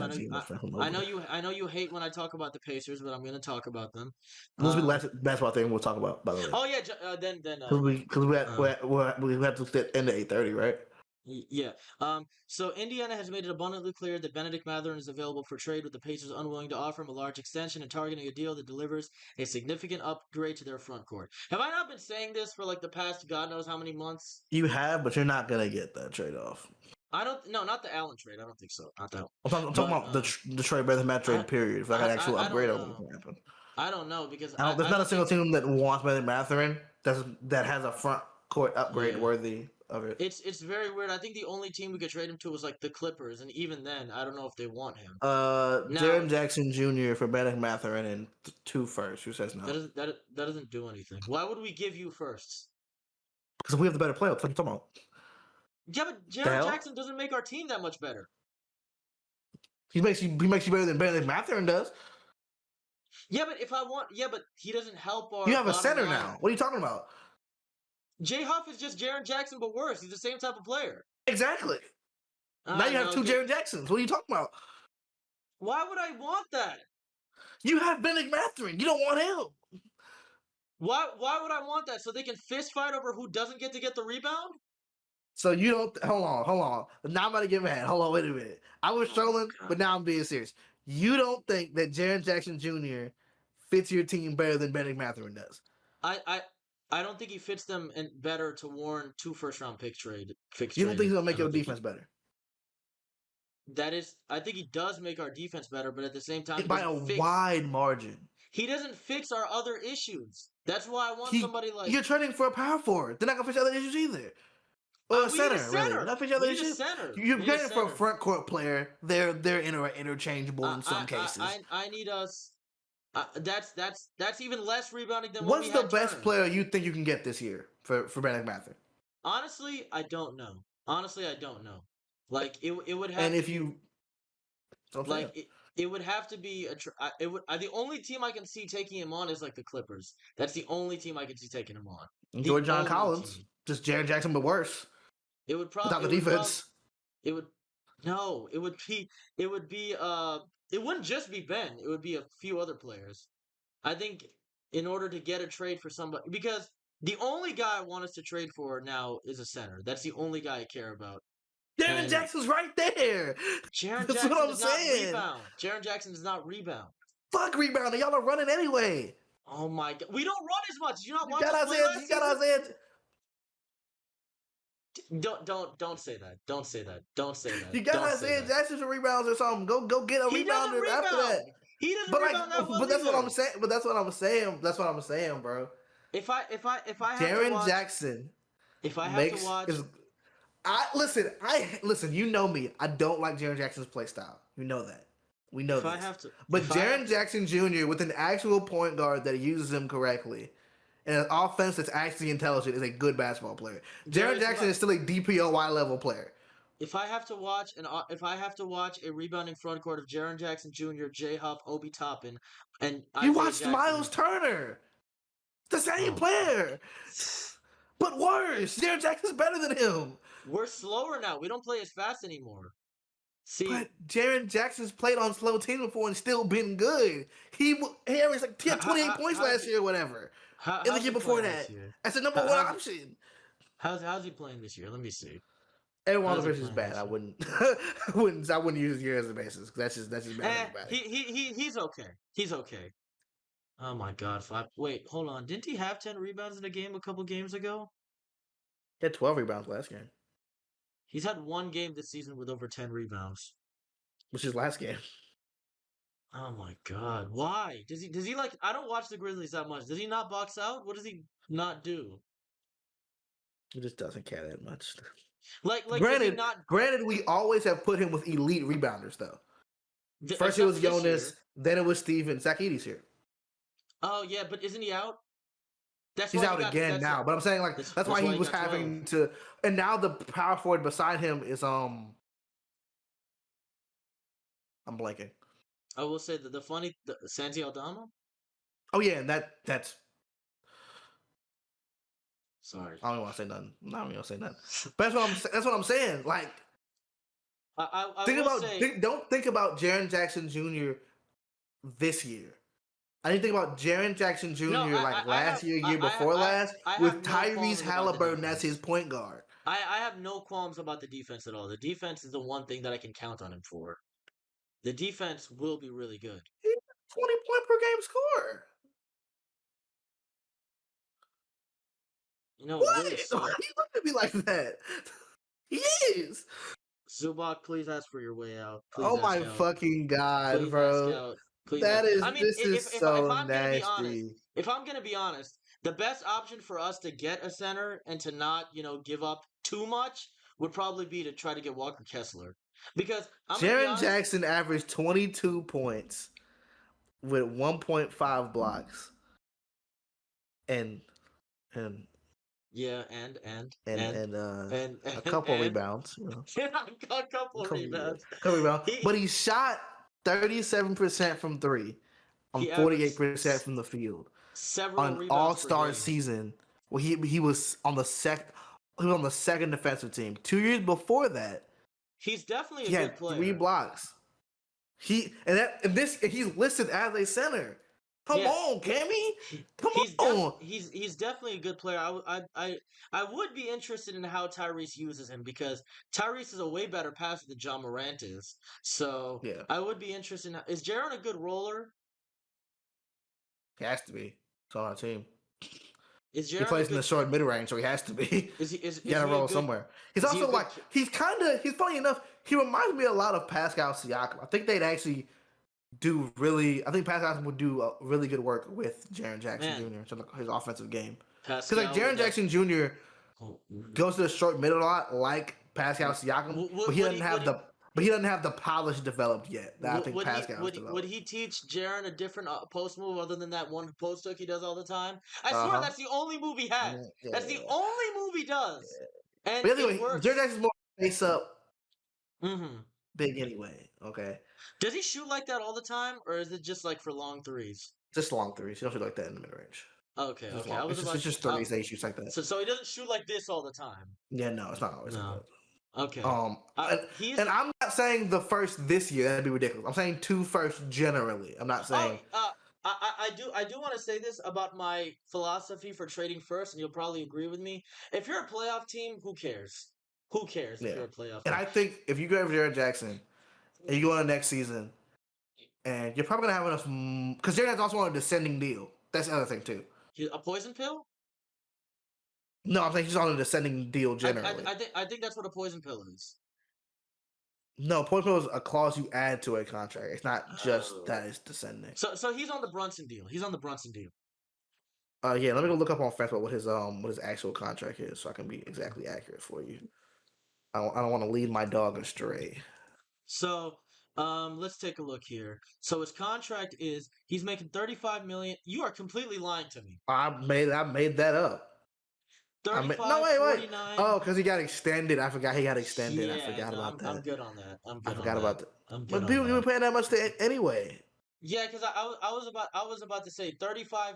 If it was descending, I'd be fine. But I was like, there's something in my mind that was like, wait, But you're gonna be hold paying. on. You're gonna pay someone in the free agency that much anyway.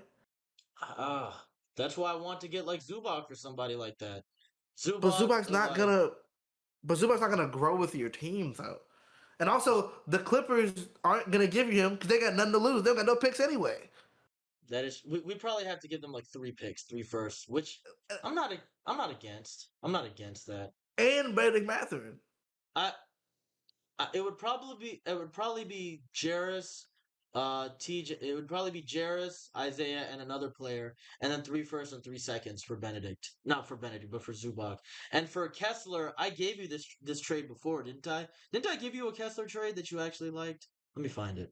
It's crazy that Ivaco Zubac's only 28. He feels older. He's only 28, and he's only under contract for this year and 2 more seasons, which is exactly how large our window is with this core. I feel like Jaren Jackson is. Let me. I think let that Jaren has had to play the last 2 to 3 seasons without Ja, so he looks worse in people's eyes, and so like a lot of his like flaws are being looked at harder. I think in the same way that Pascal's flaws looked at that way before he got on the Pacers, it's kind of a similar situation where without his real point guard and without his like other running mates, his play style doesn't look good. I found it. So I think the trade for There's none Kessler I would said. be. I think it's. I heard you. I think it would be like Isaiah Jarris, 2027 first, probably another first and a 2028 second. But I don't. Why would the Jazz trade on Kessler? Because he's on an expiring deal and he's injured right now. You have restricted though. Like you have nothing to lose there. The Kyle Fabowski isn't good. He is restricted. He is restricted. You don't have another center. Like it's like why would you even do that? Plus he's white and you're in Utah. So I'm talking about Utah doesn't. Indiana. Utah doesn't. You're not listening. Yeah, that is true. Because they have restricted rights. So why would I make that trade? You're not giving me anything necessarily good. Like, I mean, the first are cool, but like, there's not like a. Remember, this team drafted Cody Williams. Dude. They might not. They might be like, fuck drafting. They drafted Cody Williams when Ace it wasn't Bailey, even a good. yay! They drafted they drafted Cody Williams. They drafted Cody Williams when it wasn't even a good idea to draft him anyway. Man, boy, he's one of the few rookies. I'm like, it's already over. I don't know how I he got gets more better. faith. I got more faith in Kevin Porter Jr. than I do. As a human or as a player? As a player. Okay. I have more faith in Christian Wood. That's crazy. That'd be hilarious. Anyway, I was about to say. So last statement for basketball talk is over. Bottom line, Pacers, please get a center. And if you need to trade Pacers, trade for Jaren Jackson Jr. That is the answer. If you need to trade 3 first-round picks, go ahead and do it. I don't care because this fan base cares too much about first-round picks. I think a lot of fan bases do, and this fan base is too attached to role players. And I think this happens a lot. This is me going off on a tangent, but I think this happens a lot to these young teams that end up making the playoffs and exceeding expectations. They end up getting too attached to these certain fan favorite role players. Because if you're asking me whether I would have Benedict Mathurin extended to next season and just start the season with Jay Huff, I would say no. Because Jay Huff is a great player, but he's not a starting center. He's not even the best backup in the league. He's probably like the third best backup in the league. Third, yeah, the third best backup in the league because Mitchell Robinson and like another guy. I don't know. I'm thinking of somebody else, but yeah, I don't know. There needs to be a study done on why and I think this happens a lot with lower market fan bases that they clutch a lot to these role players and these guys who aren't necessarily the best, but I don't know. They just ended up on the team and they like them. Are already a risk generally. I think that's something people lose. People love the idea of hope and potential. That's fully understandable. But you don't get to the place that the Pistons are in, that the Pacers are in, that the I'd even argue OKC are in without knowing those are risk. And the Pistons did that with bad lottery luck. Don't forget that. Yeah, the Pistons. After Cade, they got 2 straight. It was, I think, the year that they were the worst team in the league. They got the number 5 pick back to back. And some of their best players on the team are either not that high of picks or were traded for anyway. They didn't select Jalen Duren. They traded for him. Yeah, or they're just not good players like Tobias Harris. Or just Tobias Harris. Marcus Sasser wasn't that high of a pick. When was Stewart drafted? Where was Stewart drafted? Stewart was drafted, I think, 15, 17, 20, something like that. In that range. Let me see. He was drafted 16 by Portland. Portland. That's just that's just any pick. You don't need a top 5. You don't need to bottom out and get a top 10 pick to do that. Isaiah Stewart, please keep making people mad. Please keep going. It's very entertaining. It's great. People want. Fuck! It should have been ours. God. People want dogs. People want dogs in the NBA, but they can't handle one. And they get a dog, and they're like, "No, no, not like that." Okay. Basketball talk is now ceased. The timestamp is here. It is now time for me to hate on WWE. The time has come. We'll get to this, then we'll get to some. The time is now. The time is now. Time is now. Cammy went to the John Cena retirement Saturday Night main event show. Yeah. Now, awesome. I told him when I texted him that night when he went, because I was at work. I'm working, man. I texted him and I told him, I can't believe you went to that kind of shitty ass show. I'm sorry that happened. And you were like, I don't think it was that bad. Like, I didn't think the match was that bad. And I was like, we'll talk about it. Now, we're not going to explain a lot of the stuff we're talking about to viewers that don't know wrestling. I'm not going to lie. That would just take too much time. But just know it'll probably come up during this conversation. John Cena's final match, he lost via tap out to Gunther at the end of the show after a pretty good match. One of the better matches, if not the best match of the retirement tour itself. Now, Yes, it was the best match. Now, I want to go first to set the stage for the argument, the conversation Hold that I'm on, having. hold on. 1 second. 1 second. 1 second. Look at this guy. You Look at this guy. you go Get a first. load of this guy. Oh Getting up my off the god. podcast screen. No, Leaving us with no, an empty I'm screen. not leaving. I'm not Changing leaving. shirts, probably. Probably I'm putting this not. John Cena wristband on or No, something. no, no. Just in case you say something bad, I have this ready. Oh. So here's my thing. This is not a All right, conversation go ahead. about the match quality itself. The match is good. The match was good. This is not a conversation necessarily about John Cena losing. That's not the conversation about either. Right. This is a conversation about bad booking creating bad will. Let me explain. Okay. Which is literally what happened at the end of the show. Let me explain. Okay. Let's say the John Cena retirement tour went exactly the way you wanted it to, Cammy.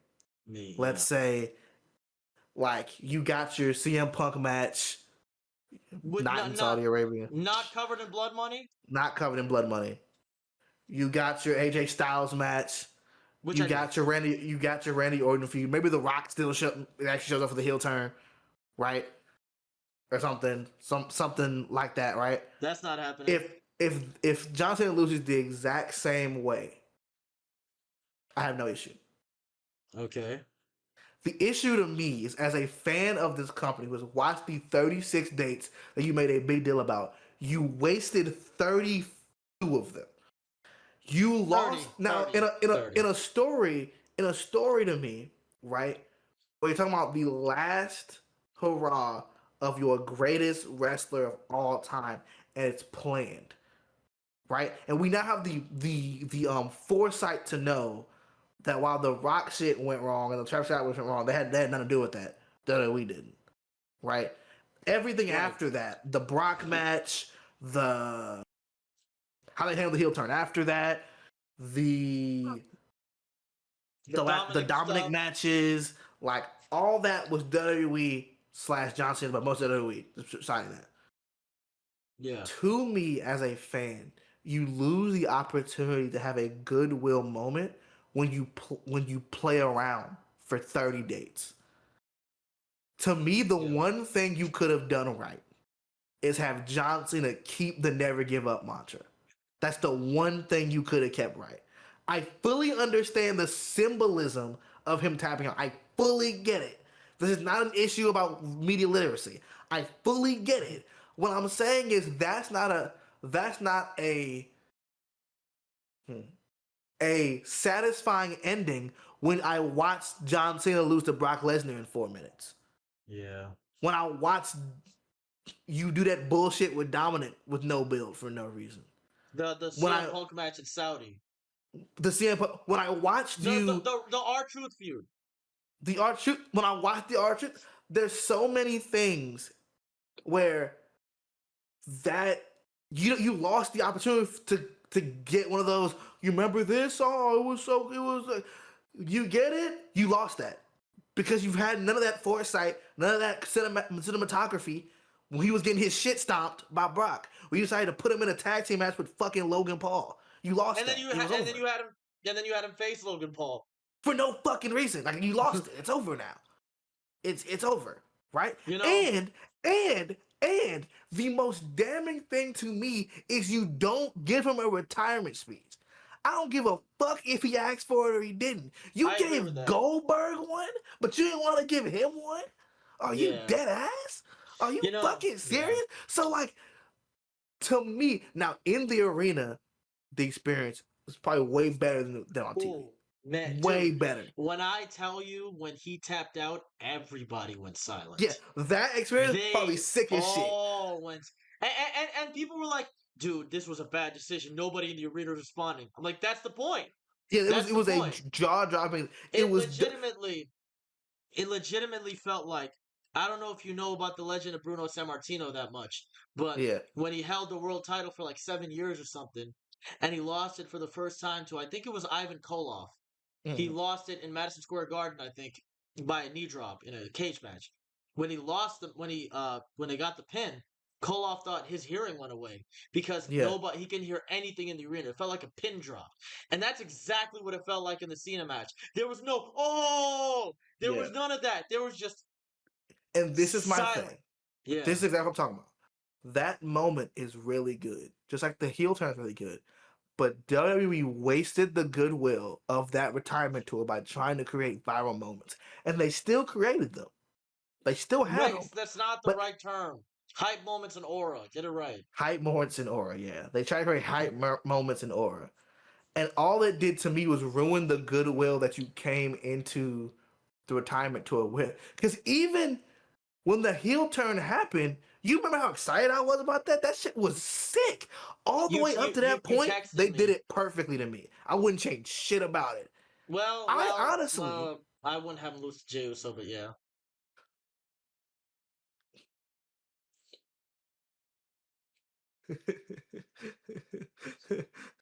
That's the other thing too. That's the other thing.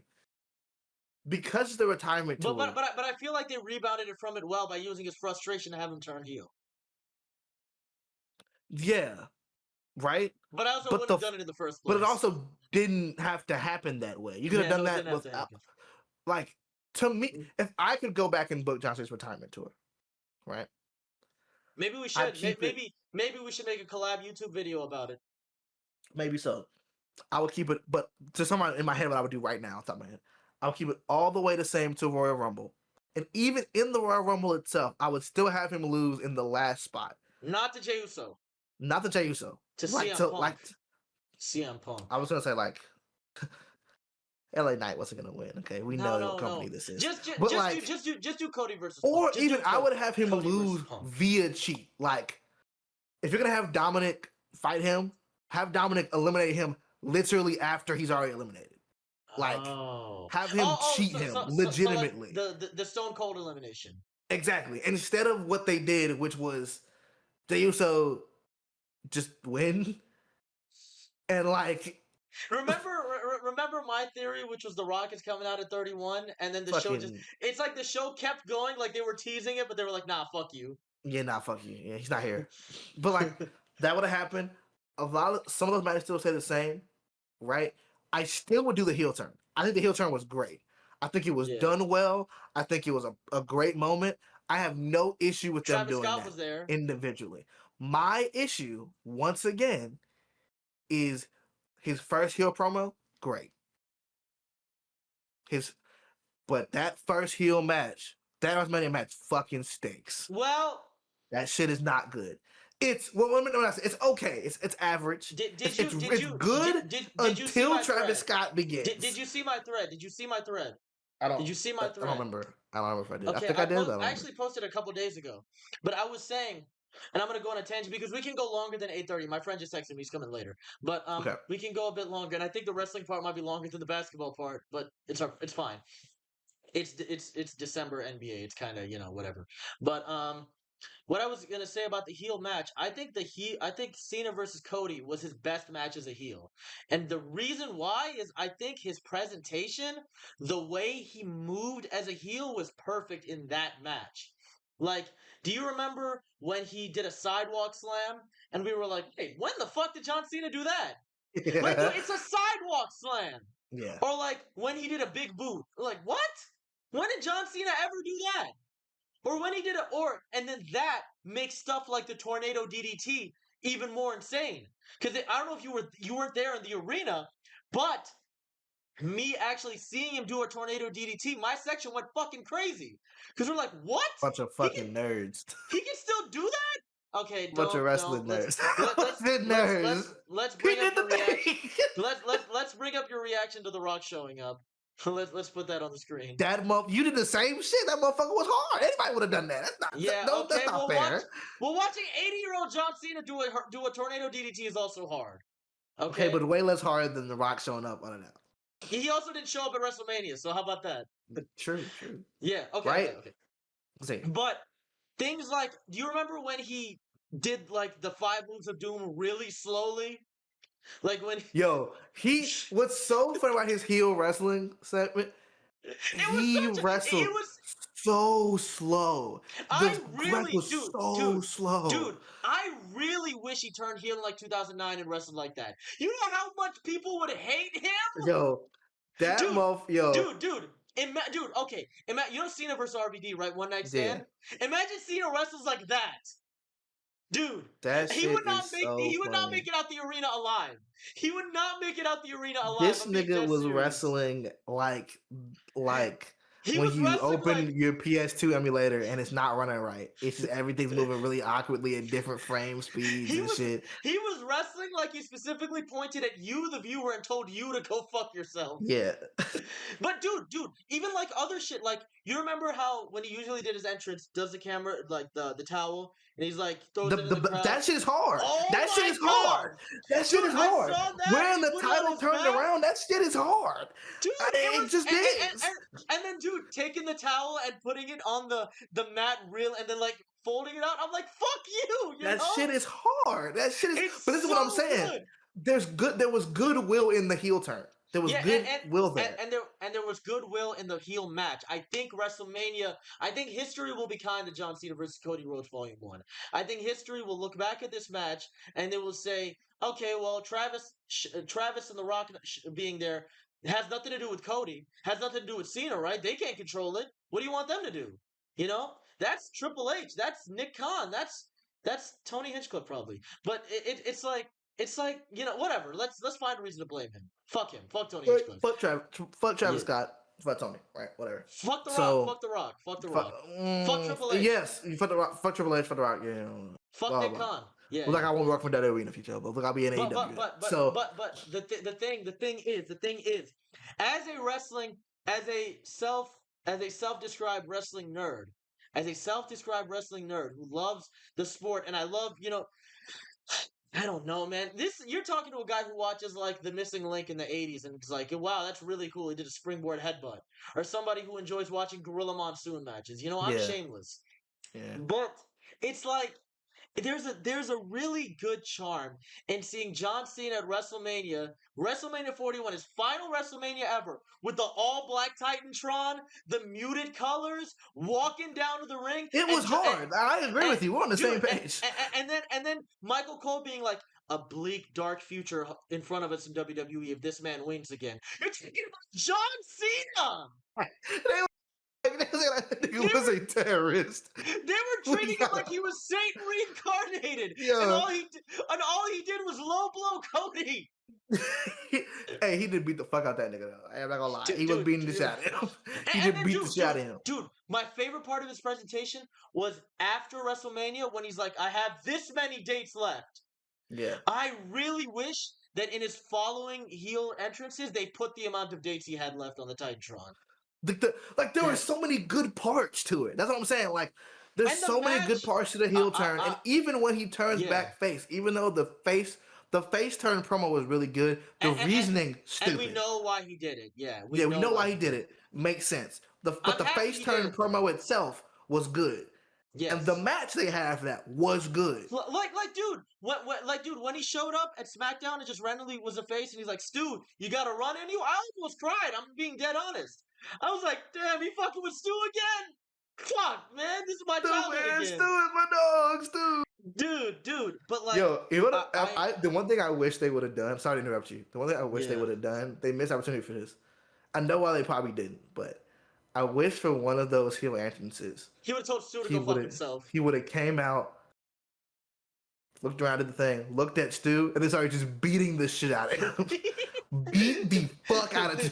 Boom, boom, boom. Just lay into that nigga. Go get sent home. Don't wrestle. Make everybody mad as shit. He wouldn't have a match that night. He's ready to beat up Stu and go home. There was nothing else he had to do. What are we gonna do? Beat up Stu. We're gonna beat up Stu. Like, literally, I want him to come out there and have a fake Stu. Don't have it be real Stu. That's not necessary. Yeah. Oh, yeah. Have some hooded guy holding the camera in front of his face. Mm-hmm. An indie guy, yeah. Have him walk up and look at him. AA immediately. Just pick him up. You see the camera angle of him getting AA, it'd be great. Right? Oh, man. That's one thing I wish they would have done. I feel like they missed out on that one. That would have been really hard. Honest to God, man. And like, I implore you, because I did this a couple of days ago. Go back and watch the Cody match at WrestleMania. You will like it more. Just go I mean, watch it. I'm sure I will. I was Go, annoyed go, because of the Travis Scott shit. I wasn't annoyed. go watch it and stop watching it 5 minutes before the Yeah, bell goes. watch it and then stop when the first fiend is heard. Yeah, That's when it ends. cause, dude, us in the arena and me looking back, when I see Cody getting up and then I see Cena hit the ropes and hit one shoulder block, I'm like, oh, this motherfucker, this motherfucker right here. Wrestling slow as shit, bro. It's like he's power scaling his moves differently, because normally when Cena hits the shoulder block, the guy gets right back up, but Yeah, somehow when he's a heel and he hits the shoulder block, Cody goes back down for another minute. And then he hits the rope again, and he hits the shoulder block again, and then instead of how when he does the back power bomb, leading up to the five knuckle shuffle, it's usually because the guy tries to clothesline him. This time he picks up Cody by his back and does the move. doesn't. It's just like this. He just He's still so good. He's dude, still and so then good. and then when he went to do the five knuckle shuffle, but did it to the crowd instead of Cody, dude. Like, you watch that and you're like, what are you saying fuck me for? It's so good. And it It's so really it this. really sucks. It I really didn't mind sucks. the Randy build, though the match wasn't. The Randy build was good, and the match was good before R-Truth showed Before, up. yeah, I it was like liked the before the R2 match. shit. I don't even mind. I'm okay with them not wasting, but using a date or two on the R-Truth shit. I have no issue with that. I would have been more Especially okay with when it. the Ron Killing shit happened. That was I fine. The I issue would is again the follow through. You didn't follow through. You just stopped. the issue was also that when you have 36 dates, you can't really mess around with any of them. You can't. And there's a point where they spaced the dates stupidly.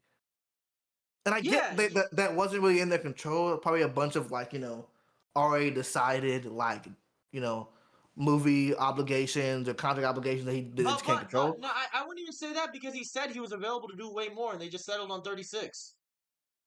They probably didn't want to pay him for that much more. You know how? Oh my God, that just hurt my soul. I know That that just hurt sounds my mean, but soul. you have to think about probably how much money he got paid for each individual date. Yeah, They but probably like, didn't want to pay him that much I know more. I know this sounds like a reasonable explanation to us common folk, but like, man, you're gonna make so much money off of merch. Yeah. Yeah. Like, you realize if you pay him $1 million Honestly, for though, honestly, you pay him $1 million. I'm okay You with the pay 36 dates. I just you think that pay they him wasted them. you pay And him a million. nothing shows me that they wouldn't have wasted if it was 50.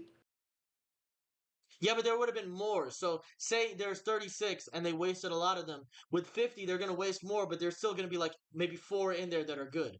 I just see I don't care about quality. I don't care about quantity, I care about quality. So if it's 36 days and 18 of them are good, and you're gonna tell me that if there are 50, then half of them are gonna be bad. That still means there's 7 more that are gonna be good. Because 25 is bigger than 18, you know? I, There's a I'm big gap in the I, middle of the run. It's just useless to me. I mean, let me take a look at Cage Match real quick. I'm gonna say, can we Uh, look at? What is a second? yeah. I don't use cage match very often, but I'm gonna do it for this Oh, moment. cause yeah. I only I'm do it to not look at like matches that have happened. I don't do it as a recommendation thing. I think Cage Match users are nerds. this nigga. I'm right. Get a load of this guy. People that go on to Cage Match just to like review bomb their least favorite promotion. Get a load of this It's guy. corny. Is it not corny? I didn't say it wasn't. I was thinking it's funny. It was corny. It is corny. So okay.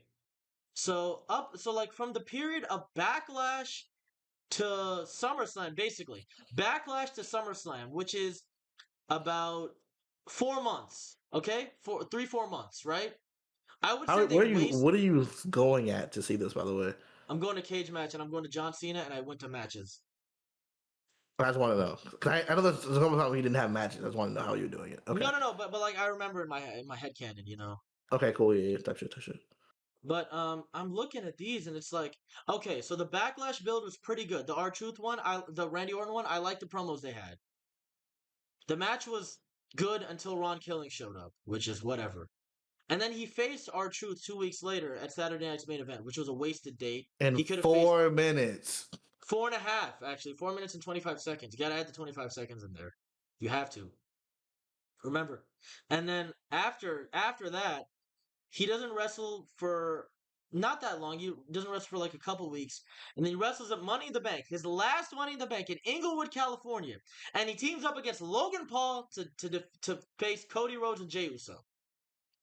And you know what that goes into? Another R-Truth feud, another one, and they have a match that lasts 6 minutes and ends via DQ, which. To be fair, was the Cena pipe bomb, which was pretty good. So I'm not gonna harp on that too much. But they could have done that without wasting a date on R-Truth. So I might actually harp on it. You know, And I will also say the one thing, that match. the other thing, I know we hate Saudi Arabia. We're never getting that betting sponsorship.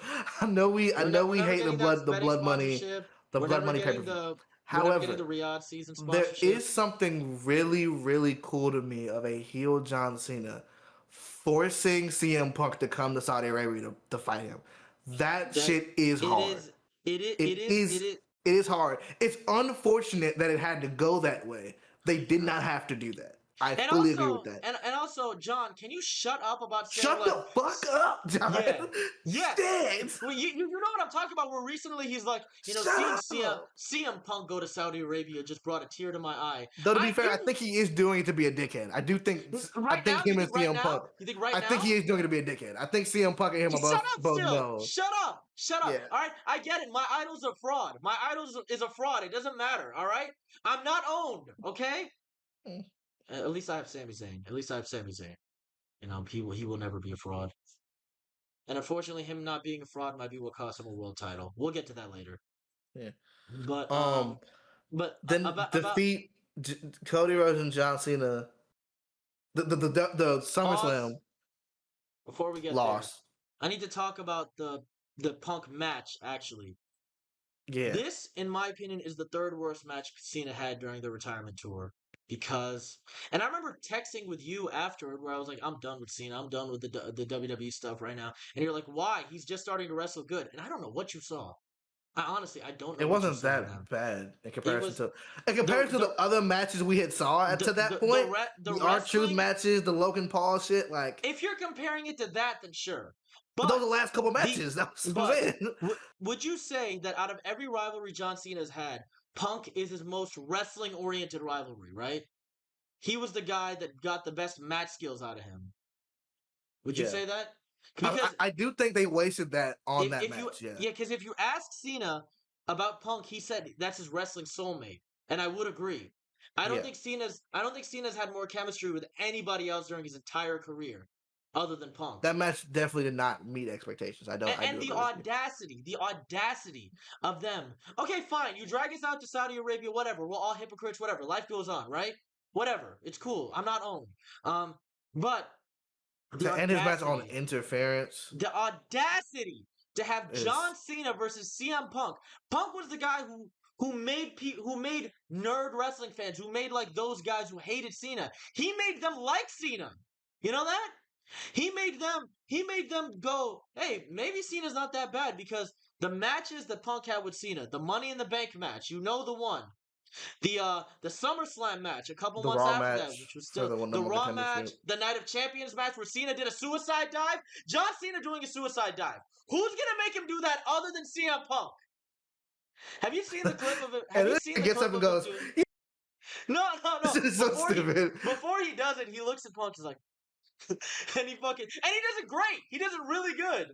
Like, it's funny because one of the things I like about John Cena's moveset is that when he does moves that aren't only his moveset, he looks awkward doing it, but he looks exactly like John Cena doing it. I don't know if that makes sense. When he did the RKO, he looks like John Cena doing the RKO. He's so robotic about it. Like he was stiff as a board doing it. Yeah, and like his fucking legs are like fucking this. It's so funny. Like, dude, when you see Cena doing a suicide dive, you're like, oh, he used to play football, definitely. Yeah, you know, right there. He did a suicide dive like a football player. A suicide tackle. Yeah, or the springboard stunner. Yeah. Who outside of John Cena could think to do a springboard stunner? Like, out of all moves, you think, because you know which match he did it, the Rusev one, right? Yeah. You think when he went up to do the springboard, he was like, fuck, what do I do? And he just reached behind him and did whatever. And then the commentators went, oh! Yeah, they were like, oh, Cena pulling out all the stops. I don't even know what to call this one. But dude, but if you hear Cena talk about that move, he's like, "Oh, you liked it? I hated it." That The just funny sucks. thing is, he kept doing it. Yeah. They Like got he was like, this is kind of funny. It's kind if of you hard. watch his 2015 run, he kept doing the suicide, the springboard You know what's stunner. annoying looking back on it? Yeah, That nigga really lost that championship to Alberto Del Rio. yeah. Of Honest to all God, the people you he, had him wrestle, you lost honest to it to God, dude, Alberto Del Rio. he should have just lost it to Owens. He probably should have just lost it to Yeah, Owens. even Rusev would have been fine. Yeah. Sammy would have been fine. It's such a Roman would have been fine. Sammy wouldn't because he threw out his shoulder. Remember when he did the match? But I'm just saying, like, In principle, yeah, yeah. Cesaro Or would have been fine. Neville Neville. would have been fine. Like, Oh my shit, God. Xavier would have been fine. Big E would have Or been fine. Like, yeah, Kofi. I think he faced but Kofi no, you too. picked the worst nigga you wrestled the entire time. Not just the Entire worst run. wrestler, The not just worst the worst person and and wrestler. the worst room. Oh, how Zack Ryder would have been fine. Remember Zack Ryder trying to do Yeah, a like we could 450 have splash? Have you figured it seen out. the clip of Zack Ryder doing a 450 splash in that match? I watched a lot of those matches recently. Dude, so Zack Ryder did. And the funniest thing is, and this is, I really love 2K for this. In the following 2Ks, WWE 2K 18, 19, and 20, one of Zack Ryder's finishers is a 450 splash. And it's so Ridiculous. funny because he tried it once in his career and he failed. He didn't do it. But But like, man, and I when mean, it comes to we the have time now, conversation with so John Cena, I'm sorry. gonna nerd out a little bit on Okay. Cena as a heel because, as a wrestler, because I truly think even earlier in his career, back when he was doing the Thugonomics gimmick, back when he was more of a powerhouse heel, He wasn't a you good see, wrestler then. This was the first time I but started seeing him as a good he got it. wrestler. He got it. Yeah. He got it. Like if you see clips like Rey Mysterio going off the top rope, then Cena picking him up off the top rope and holding him in a delayed vertical suplex and doing this while he has him in the air. You see that and you're like, he's got it. There's a good wrestler in there, you know? And even like his stuff with Kurt Angle. Like, sure, Kurt Angle's an amazing wrestler, one of the greatest of all time, but it takes two to tango. And Cena played his part in those matches perfectly. Like, it's not just a coincidence that, like, if you go and watch Cena versus Angle, the debut match, the one on SmackDown, Cena's there doing good. Like, he's not just, being a mannequin. Like, the biggest example I can put as a mannequin is the Cena Logan Paul match. Logan Paul did nothing in that match. He didn't do a single thing. Did you watch it? So Yeah. he did not do one single thing. Logan Paul did not do one thing in that match. He just stood there and took Cena's moves. Now, if you take the Cena Logan Paul match and you give his opponent the same energy as Cena, you have the AJ Styles match, which is why I gave the Logan Paul match a 3.5, and I gave the AJ Styles a 4.5 out of 5. Because the AJ Styles match was probably the one of two times in the whole run where somebody matched Cena move for move, and the only other time was Cody at SummerSlam. Gunther maybe, but that wasn't that type of match. The Gunther match Yeah. wasn't that type of match. It told a story, and it told a very good story. Now, I really just wish, back to the point that you're making, we're circling back around. I agree with what you're saying is that you haven't given yourself that level of goodwill. I'm not going to blame John Cena for that, obviously, because I he don't couldn't do either. anything. He couldn't do Yeah. anything, but even Well, then. I do. Politic, nigga. Yeah. Honestly, Bastard. you politicked to get a whole 7-man group of NXT guys buried in 2011, but you can't. 2010, but But you can't politic to not put out some bullshit. Like, come on, son. You can't say no to Brock Lesnar. You politic to get Oba Femi on the show to lose in 7 minutes. Can we You cut can't that politic. part? Can we cut that part? Can we cut that That part? shit is so, man. Fuck you, Drew McIntyre. Yeah, fuck you, Drew McIntyre. Honestly, dude, the energy in the arena dropped when that happened. Honestly, Drew, and we're talking about wrestling now. There's no fucking reason to do that, bro. It's just so No. He looks like a fool. He looks like a complete loser. How does it feel that you and I watched in person the death of Drew McIntyre? Has he done anything? Has he done anything noteworthy since Bad Blood? Nothing. Not a single thing. You know, it's so funny when he tweeted in the middle of the Damian Priest match. Remember that when he tweeted the selfie? I'm like, it's Damian Priest. Who cares? Like, okay, you're winning a random plunder match. At least in the Seth match, it made sense because you're about to win the world title. The Damian Priest match is like, all right, you're just gonna beat a guy in a mid card match. Who cares? You know? And like, wouldn't it be better for him to The ref goes down. He beats up Cody. Oba gets the big power bomb and actually wins. That way, They just you didn't really protect care, bro. you protect Cody. You make Drew look like he actually did something, and Oba just beat Cody on pay-per-view. Instead, you have Drew break up the match, make him seem like a loser to the fans, and then he gets double teamed. He gets double teamed. So Cody doesn't look that much better. Oba doesn't look that much better, and Drew looks like a chud.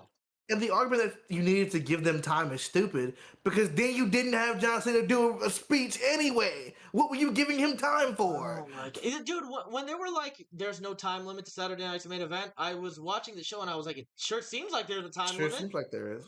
The only match that I feel like I'm not going to count the Cena match because they didn't give him a retirement speech. But the only match and the segment that I feel like got its time was Bayley versus Sol Ruca. And shout out Sol Ruca because she did amazing in that match. Yeah, it was a good match. She did great in that match. Like you gave AJ Styles and Dragon Lee versus Leon Slater and Javon and Javon like 4 minutes. Yeah, well, why? 4 minutes for black people in WWE is like 16 for white people, so you know. True. D. Javon, please, Javon, please keep saying 6'7", please just keep saying you gotta get out of there. I don't know, it might be rough, saying. I think right now Mello and Ilya are about to team up, so I'm gonna watch. I'm looking at Oba in the face like, bro, I'm so scared for you, dog. Yeah. I'm so scared for you. You're looking at him. How's he looking at you back like this? I'm so scared for him, bro. They better go in there and have you lose to like a returning Braun Strowman or something. They're gonna make him dance. They're gonna make him dance. You're gonna be AJ Styles' bodyguard. They're gonna make him dance. They're gonna turn him into Lord Tensai. They're gonna turn him into Brodus Clay. And honestly, that worked for Brodus Clay because Brodus Clay wasn't good, but also like Oba is good. Just turn him into Black Gunther. Turn him into Black Gunther. Just do that. Turn him into Black Brock Lesnar from 2003. Just do that, and you got a superstar on your hands. My final point. Right, so you said you liked the match. I'm not saying the match is bad. I'm saying that the whole point to me of the John Cena retirement tour is that John Cena in the last couple of years hasn't had a real run. Like he's had like appearances, one-off matches that weren't good. His last run was in 2017. Yeah, that weren't good and left the fans kind of displeased. The Austin Theory match was literally nothing. And Austin Theory ended up coming out worse in that match. Yeah, like it didn't help him, which he was right about. Honestly, if I'm Austin Theory and John Cena says to my face, I don't care if you win or lose this match, you still are nothing. What the fuck do you say? That nigga was right. If I'm Austin Theory, I'm like, that you know was what? Accurate. And it is right because look at what Austin Theory's doing. Don't let me get Jesus to stab you again, you scallywag. I got something for you. Don't go into a nightclub tonight. I got something for you. You know, it was originally supposed to be New Jack who stabbed him. You know that? I don't. It was originally supposed to be New Jack who stabbed Cena. Imagine New Jack and John Cena feuding in 2004. Imagine that. Just imagine that. John Cena would die. I think he would. Yeah, I think New Jack would have stabbed him and called him a fucking white boy to the crowd. Yeah, he would have. That would have been real bad. That would have been the end, and it wouldn't have even been the period of John Cena where people would have been happy to see that. It would have been like, no, this guy raps. Why are you killing him? Why are you killing my guy? But like, so to me, right? I think what they should have done. This is my opinion, right? This is how in the minute that we started, this is how I would have booked some of the stuff. Okay, right? Okay. Triple D, Darius, Triple D. Triple D, right? I think you keep everything up to Elimination Chamber the same. We'll let Jey Uso get his moment. Fuck him, but we'll let him get his moment. I'm not booking that. I'm booking John Cena alone. I'm not touching that. Okay? Fuck him. In the future, we might do a video. Because Gunther has to lose the title sometime. Fuck him. In the future, we might. Luckily, that let Braun Breaker get his. Like it's whatever. I'm gonna let it go. In the future, we might do a full video where we rebook everything and account for other stuff. Yeah, but right now, fuck it. Right, everything up to Elimination Chamber, the same turn happens. Fuck you, Jey Uso. You can pretend to be The Rock can show up too, and he doesn't be there no more. Rock can show up. That's fine. Same heel promo, but that middle part where he's feuding with the R-Truth feud doesn't happen. The Logan Paul shit doesn't happen, and the Cody 2 match stays at SummerSlam. Oh, okay. That does need to happen. That first block, I want John Cena's whole thing to be I'm gonna ruin wrestling by beating all the young people. Yeah. You have him beat Carmelo.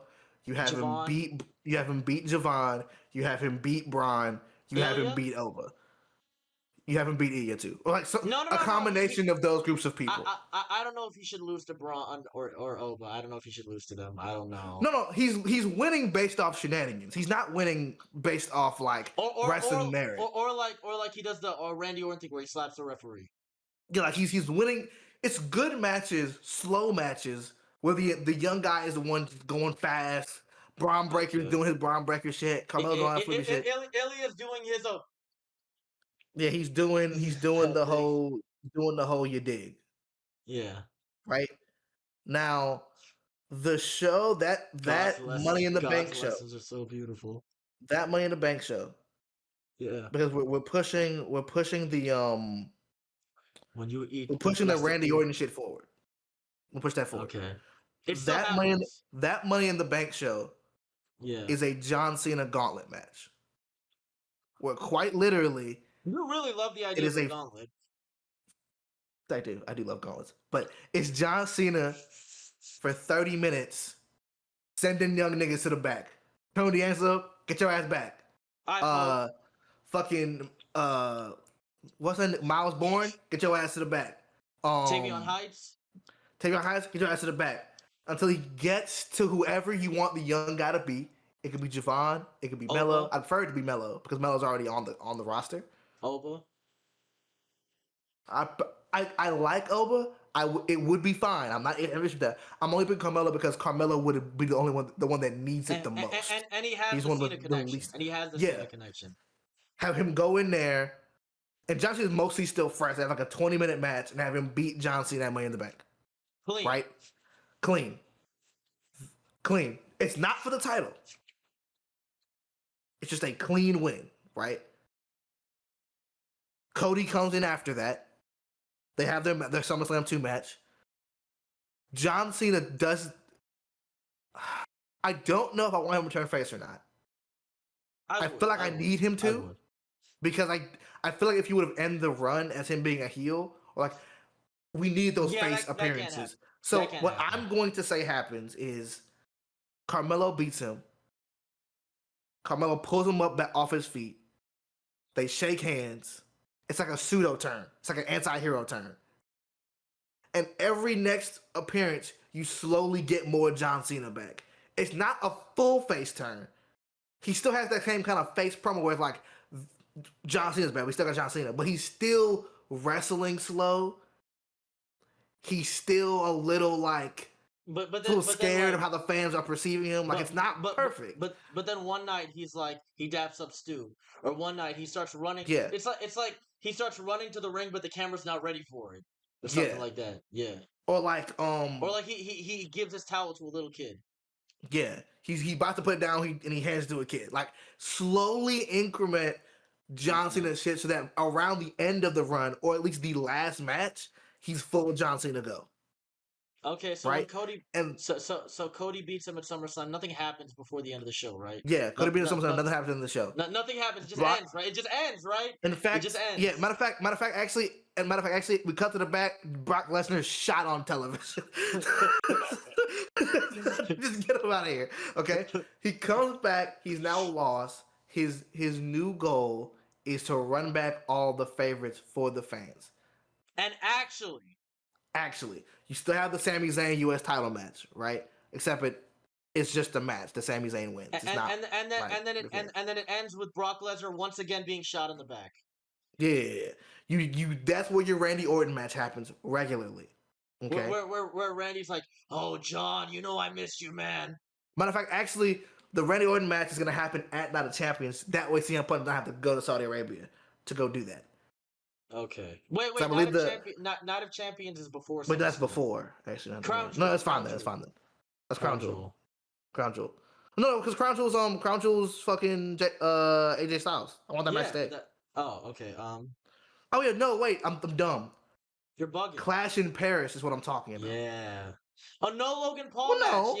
Yeah. Yes. No, yeah, I'm right. Because they have the Friday Night SmackDown match. That Friday night is when he makes his appearance. He fights Randy Orton the first time. let's say, Yes. and it ends in like a dusty finish, not like a Okay. anti-hero John. Let's say he wins using A roll up. no. He wins using the chain. He brings the chain back one night. Oh, where it's like, holy shit, the chain's back. Oh no, Yeah, the chain's back. he wins one night, and now the whole comment thing is like, is it bad John? Are we getting bad John at WrestlePalooza, or is it good John? Are we getting bad John? Or are we getting good John? That match, Now what happens at WrestlePalooza? Does Brock Lesnar get shot again? Brock Lesnar's blown up. Okay, it's to open the show. Jacob fought too. To go to just generally, or like what are you talking about? Yeah, you face Jacob fought too, John. I was saying that's when you have the actual pay-per-view Randy Orton match. Oh. And Honestly, I don't know if yeah, you that need would to Randy work. Orton match, but Yeah, honestly, that would work because WWE is like WrestlePalooza, the first ESPN pay per view. AJ yeah. Lee is back. Let's turn back the clock. So have them close the show, and I want Randy Orton to win. Wow. I want Randy Orton. Where it's like Cena wrestles completely clean. Cena wrestles completely clean. At the end of the match, he has the chain on him, thinks about using it, goes to put it down, gets punted immediately. So No he does. full stop. Okay. But then Randy Gets shakes his his head hand. taken off. Randy shakes What is his that? hand. Well, Randy he shakes punted. his hand. You can't shake his hand if he's punted. Well, after he like lifts him back up. He lifts him Yeah, back up. After the match. he lifts it back up, shakes his hand. RKO for old time's sake. So Randy Orton's a heel now? He's not, because remember he's an anti-hero still. Okay. So like he's being a dickhead to him, but because it's Randy Orton versus John Cena, it's not gonna affect other storylines really. So Randy shakes his hand and gives him an RKO, and he's like, whatever, John, I'm just playing. While just John playing is with like you. laying there dead. he's like And then- he's groggy as shit. And then I guess like before the show ends, there's a there's like interview backstage with Cena where he's like, I haven't been doing this the right way. I'm gonna do the rest of my tour for the fans and whatnot. That's the first match on that's the AJ Styles, Which is like a babyface versus babyface match. which is a babyface match. By the way, speaking of AJ, how did you feel in your head? Like, how did you feel in your heart when Cena made her do that custom interview for AJ? Did you like get butterflies? Because I did. That shit was so nice, man. I'm glad he did that. He politics for that. Yeah, politics for the fucking. Yeah, when Alicia was like the undisputed boss of the Bullet Club, and AJ was like, "Oh, I didn't know you knew ball like that." So now you have 4 dates left. I do the Dominic Mysterio match in Boston. I'd still do that. Because he faces Judgment Day, then Dominic in Boston. I wouldn't do then Judgment what's Day. called and then Saturday Night Live. What I would do Saturday Night Live is that Dominic match before the Dominic match. So fuck the Judgment Day match. Don't care. Yeah, it's not happening. Sorry, don't care. We're running John Cena versus Sheamus one last time. Don't care. Wait, is that in Boston or Madison Square Garden? That's in Madison Square Garden. So that's the first Raw. That one's after Boston though. Oh, I forgot. I thought it was the opposite way. So then you're doing honestly, I would do John Cena versus Dominic in Boston. Still have him win. Do whatever. Get 7 win. Next match. Defend the title against. Defend the title versus Sheamus. And to me, you'd have Dominic interfere and have him lose. I have Dominic interfere. So instead of it just being Dominic and John, that pay-per-view is John Cena versus Sheamus versus Dominic Mysterio. Yeah. And that gives Sheamus a Grand Slam opportunity. Dominic trying to get his title back, and Cena trying to go into honestly to the last Time Is Now tournament with that. I'd have Sheamus retain. I'd have Sheamus. And I've had Sheamus win, so now he's a Grand Slam champion. And then you have your Gunther match be exactly the same. I'm not gonna lie, dude. Can I say this about Dom as a heel? I don't think him being a champion and like they don't understand how he's supposed to wrestle because he very rarely gets the opportunity to actually wrestle. Like the Survivor Series match having like 2 minutes of actual wrestling is what's wrong with how they're booking Dominic. And I don't want him to be a champion if that's how his the Judgment Day has had cracks for 8,000 years. Oh my god, I'm so tired. How many times has Finn given Dominic a weird look and then been like, I'm just playing, buddy? That's how I would book it. And I honestly, if I could book the Last Time Is Now tournament in itself, no Dolph Ziggler. That's fine. I don't mind No, that. no, no No, Miz, no no Miz, Miz is what I no was gonna say. Miz, no Jey Uso, no Fucking Jey Uso. get out of here. And then we're replacing Jey Uso with CM Punk Yeah, where he's like, I don't because like how my last match ended. yeah, I want one last chance at you. I want one last shot. Yeah, I would And you have Punk have lose to like Javon or something. you I have would have Punk Punk. lose via Gunther interference to Javon. Yeah, and then you still run Gunther Javon versus overcomes Gunther. CM Punk interference to then beat Javon. Okay, Then the final, Gunther LA Knight, same thing. Gunther LA Knight, Gunther wins. The final, the same match basically happens, And then give him a except retirement speech. Give him a retirement speech. you don't have a retirement speech. You're not getting off my show without a retirement speech, buddy. You're gonna talk for 10 minutes, motherfucker. You're gonna do You're it. gonna I don't care talk, what and the fuck I you say. want to cry. I want to cry. I want you to cry on the mic for 10 minutes, buddy. And then make But me cry. I want John Cena. I want that last match to have a stipulation in it. Because I want to make it slightly longer. I want it to be a 2 out of 3 falls match. At the absolute beginning of the match. Because remember, John Cena was wrestling slow the entire time. The beginning of the match, as soon as the match starts, he hits that nigga with 3 AAs, goes up 1-0. And then the rest of the match stays the same. So 3 AAs and then 1 avalanche. Yeah. Pins him immediately, first falls out. Crowd goes up crazy. And then have him get destroyed. Then have the rest of the match have Get his ass beat for the rest of the match. Get his ass beat. Have him get beat with the powerbomb for 2. And then that third fall, he's fighting. Taps. Wait. Do the face. Do the face. That face. Hey, I will say, the picture of him doing that. He's like, I'm cooked. And then you have that tap out. Crowd goes super fucking quiet. And then I have him do the exact same thing that Carmelo Hayes did. The same thing Randy Orton did. Gunther isn't a dick about it. Though I do like that he's being a dick about it in real life, but he's not being a dick about it in this scenario. Pulls him up, handshake or dap up, whatever you decide. Have him just walk away. Yeah. No, I don't even know. I think I'd have Gunther pull up Cena and just laugh at him and walk away. No handshake. I just have him pull Cena up and just laugh at him. Just like. Can I make one adjustment to that? What? Have him come up, laugh at him, walk down the ramp, and then have every nigga back there beat his ass. Gunther's? No. Get back there, he get jumped immediately. No, they're scared of him. They don't do that. Not when they have 80 people, they're not. Not when it's 12,000 people. You literally saw that on Raw. They were still scared of him. They were still scared of him. But we're not doing what they're doing after that. That's not my show.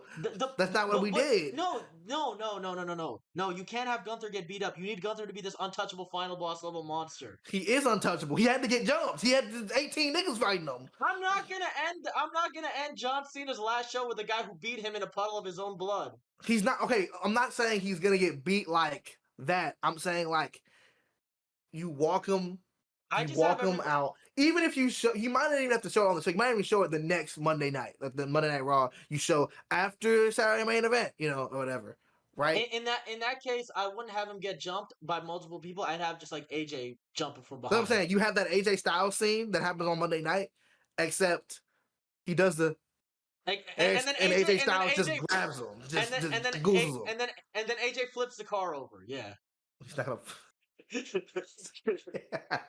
Javon fucking jumps on the hood of the car, stops him from leaving, and he has to make a quick escape, quick getaway, and then you do your John Cena retirement speech. Honestly, clap it up, everybody leaves. I do, yeah, and then Cena looks at the Titantron as that's happening to Gunther, and he's like, guys, come on. He just starts laughing.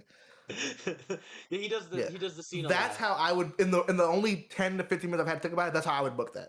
Honestly, I would do something similar with him facing young guys, but what I would do is I would have him actually win the Rumble.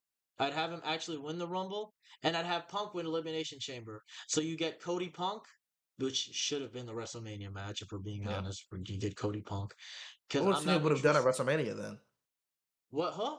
Gunther. If you said Cena Punk Gunther. at Gunther. Wrestle, that should have been Gunther. the WrestleMania match. Cody. Oh, you're saying Cody okay? Punk. As you're saying, Cody, because I'm not gonna lie, I didn't like CM Punk being part of. Oh my God, Roman Reigns is bringing out a chair. Is that the same chair from? No, the I mean, Shield. I fucked with that. I fucked with that match. I fucked with that match. Not No, gonna lie. no. The I match fucked was with that cool. match. Punk could have done better. Punk could have done better. I mean, he could have, but I think that match was really cool. I honest I to think God the would have turn just was ran cool, Roman Seth. and it made the vision, honest, which I think is worth it. I think it's still fun. I really would have just ran Roman Seth. I'm gonna be honest. It would have been so melodramatic. I think adding CM Punk, there's like a melodramatic thing of hate between Roman and Seth, but there's like a visceral hate between Seth and CM Punk. Yeah, but I don't think necessary. I don't think that was worth to have Punk in that position and have whatever the hell that we're doing Gunther. I really would have. Jey Uso fucking ruined it, man. Oh my God. It's like it can't be understated how much them having Jey Uso win ruined WrestleMania. You know, it ruined a lot of the booking. It ruined my life. My kids left me because Jey Uso won. Exactly. My wife divorced me because Jey Uso wanted to win. Well, don't say that about Jey Uso. Don't say that about. All I'll say is, Jay, I understand. Anyway, it's a shame. It's a shame she has rocks for brains, but whatever. Yeah, but I wouldn't care. I wouldn't care either. I wouldn't care either. If you know, you know. If you know, you know. You're right, Jay. You're right. Hit the rollie stuff with the rollie on. What was my getaway car? Jack Portfolio. Yeah, portfolio. But anyways, I would. The AR got a heat sensor. The other option. Sorry, continue. You want to finish first? So I would have Cena win the Rumble. I'd have him eliminate LA Knight or somebody. Not Jey Uso. I'd have Jey Uso get eliminated in the Final Four by Punk or something. And then, Cena eliminates Punk and he looks at him and he's like, I gotcha. And then Punk is like, the CM Punk stare, Cena and LA Knight, the final two. LA Knight puts him up for the BFT. Cena pushes him off, attitude adjustment out of the ring.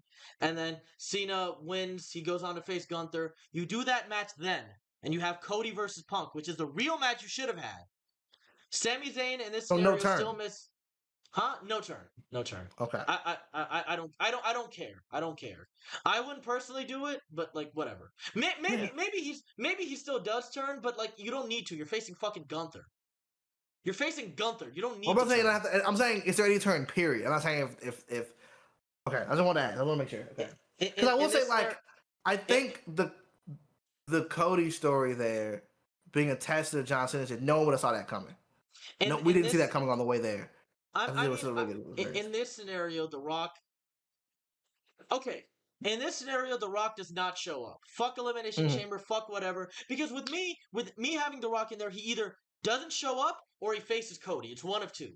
You either go all in or you go none in. And you remember before this how eager I was to see The Rock face Cody. I still wish that happened. And that should have happened. And I was telling you that shit not happening. That should have happened. You agreed it should have happened. You agreed it should have happened. What he did. It would have been way better than what he did because Cody versus Rock would have been not that good of a wrestling match, but it would have been so fucking funny. It would have been so funny to see Dwayne Johnson struggle for the first 15 minutes and then at the end take the meanest Cody cutter and act like he just got shot.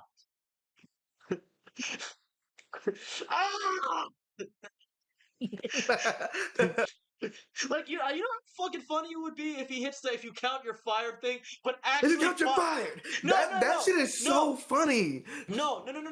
But in this case, they actually get an indie wrestler to play the referee, and they actually have The Rock fire him during the match. I want to book The Rock's heel run. The Hollywood one? No, I mean the most recent, the final boss run. I want to book that. That would be cool. We'll get there. Maybe honestly, next week, if there's nothing cool to talk about in basketball, we'll do that. We'll reboot The Rock's. But anyway, continue. Anyways, I would have, and we're getting on a lot of time here, but I love talking about wrestling, man. But we get to Elimination Chamber. Punk wins the chamber, right? Punk wins the chamber, and Cena faces LA Knight. Cena faces LA Knight at the Chamber. So they actually do that match because that's one of the biggest missed opportunities. You've been teasing Cena versus Knight since 2023 and you've never done it. They do it at the Chamber. Because LA Knight's like, listen here, I know you beat me, but I want to find out who the best one is. I want to find out if I can really stand a John Cena. I want to see what I can do against the greatest of all time. Yeah. Or however he sounds. That's close enough. But, we do that. You might be the greatest of all time, but I'm the greatest now. Yeah. You might be the greatest of all time, but I'm the greatest now. And guess what, Sonny? I still got my hair, and that's on L.A. Knight. Yeah. Yeah, so they do that. They do that. And Cena's like, listen here, Jack. He calls him Jack again, like he used to call The Rock. he's like, you're impressive, but don't forget, you're just a copy of me, which is wrong. He's a copy of The Rock in Austin, but you know, which isn't accurate. But everyone's gonna be like, "Ooh, he's right." Yeah. The crowd, yeah. You know how these sheep are in the crowd, right? Even if I was there, I'd do. If I was there, I'd do the same thing. But yeah, so it would be like, "Oh, he got his ass." Yeah, LA's like, no, not. And we're like, he can get that nigga. But do his ass. But Cena's like, if you're so confident, I'll put my world title match on the line, right? So Cena versus Knight at Elimination Chamber. Cena wins, fair and square, clean a little bit. Knight actually teases a heel turn. He actually thinks about using one of those like studded rings that he has. I think he walks out with rings or whatever. But he thinks of he thinks of walking out there and hitting Cena with it, but he's like, nah, he can't do it because in this scenario he copied John Cena, quote unquote. Yeah, you got LA Knight being delusional about it too. But he copied John Cena, and Cena takes advantage, beats him, and he's like, I'm sorry, man. I couldn't afford that. We don't have time for pity parties over here. You don't have Cena be a heel, but you have him be desperate. You know what I mean? You have him like not be like a total jackass, but like if he sees somebody hesitating to do something, he's gonna do it. Yeah. He's not gonna eye poke you, but if your back is turned and you're looking at the referee, he's gonna give you a shot. Literally the end of Elimination Chamber. Yeah. He's gonna give you. They're gonna do the usual John Cena. Yeah. They don't do that. They don't do the hug and then. No, I'm saying like he's not doing like in Shawn Michaels super kick JBL. He's not doing the whole like. Oh, Shawn Michaels super kick Triple H. Yeah. He's a. Wow. Or like when he was in the crowd at WrestleMania in 2018 at the Mustafa Ali Cedric match. Remember, he was like, which that match was great. If I understand. But back to it. I would have Cena Knight. Cena wins. Knight shakes Knight's hand, and he maybe after the match he cuts a promo. He's like, that guy is legit. Gets the crowd behind him a little bit. Honestly, I would let John Cena cut a promo after everything, even after his matches. Let him do it. He's gonna leave in a year. Imagine he loses on the ground like, ah! Too old for this. Anyways. So exact same thing happens. Him versus Gunther. You basically do the wrestler versus sports entertainer thing. Just do it here. And there's no sense of urgency that Gunther's gonna retire John Cena. Not yet. Okay. So you do that. So you do all that jazz. And at the match is the exact same thing of what happened at the last time as now, but Gunther pins him. He doesn't make a tap out. Yeah. He pins him. So Gunther is still world champion, right? Nothing's changed. And then Cena, from that moment until the last day, he puts on the day after WrestleMania, he puts on the Titantron. You remember how many dates he has left? He says, I have this much time to get my 17th title. Where it's not a thing. They're kind of doing the Sting storyline, right? Where it's like, it's not how much time he has left to ruin wrestling. It's how much time does he have left to be the greatest of all time. Where he's like, I don't care if you guys call me the greatest of all time, I'm flattered. But until I win 17, I'm still chasing the ghost of Flair. Which maybe you should stop. I don't think you want to get that. Maybe wear more than your bathrobe when you're on an airplane. Just saying. Yeah. Ooh. But fuck Ric Flair. But back to what I was saying. He's like, I only have this much time left, and I need to get back into need to get back in my mojo. And maybe he's like a little bit down on himself, and so what? Punk beats Cody. Punk beats Cody at WrestleMania. The Raw after WrestleMania, Punk is down. Cena's down on his luck. Punk comes out. You remember the Ace Steel Punk promo? Switch the spots, switch the roles, and have Punk go like, "You're John Cena." It's Netflix. You're John fucking Cena. Have him actually say that. I think they've said "fuck" on Netflix a couple times. I think they did it once. Maybe once. It was. It's I think it CM was The Punk. Rock that said it Yeah, too, yeah. right? It's CM So Punk like, and it's not John the Cena. Let same, him. but like, yeah. It's CM Punk and John. What are you gonna do? Fire them? Even if you blur it, like we know what Yeah. happened. It's still, and the people in the crowd still hear it. Yeah. Oh my god, this is what happens when you fuck with the final boss. Anyways. So Punk is like, you don't think you're the man anymore? Fight me. He puts out the challenge. He puts Hmm. out the challenge, and then he's like, I'll even put my title on the line. Where Punk does it in his annoying voice. I'll even put my title on the line. You know how he does, right? Yeah. He's like, I'll even put my title on the line.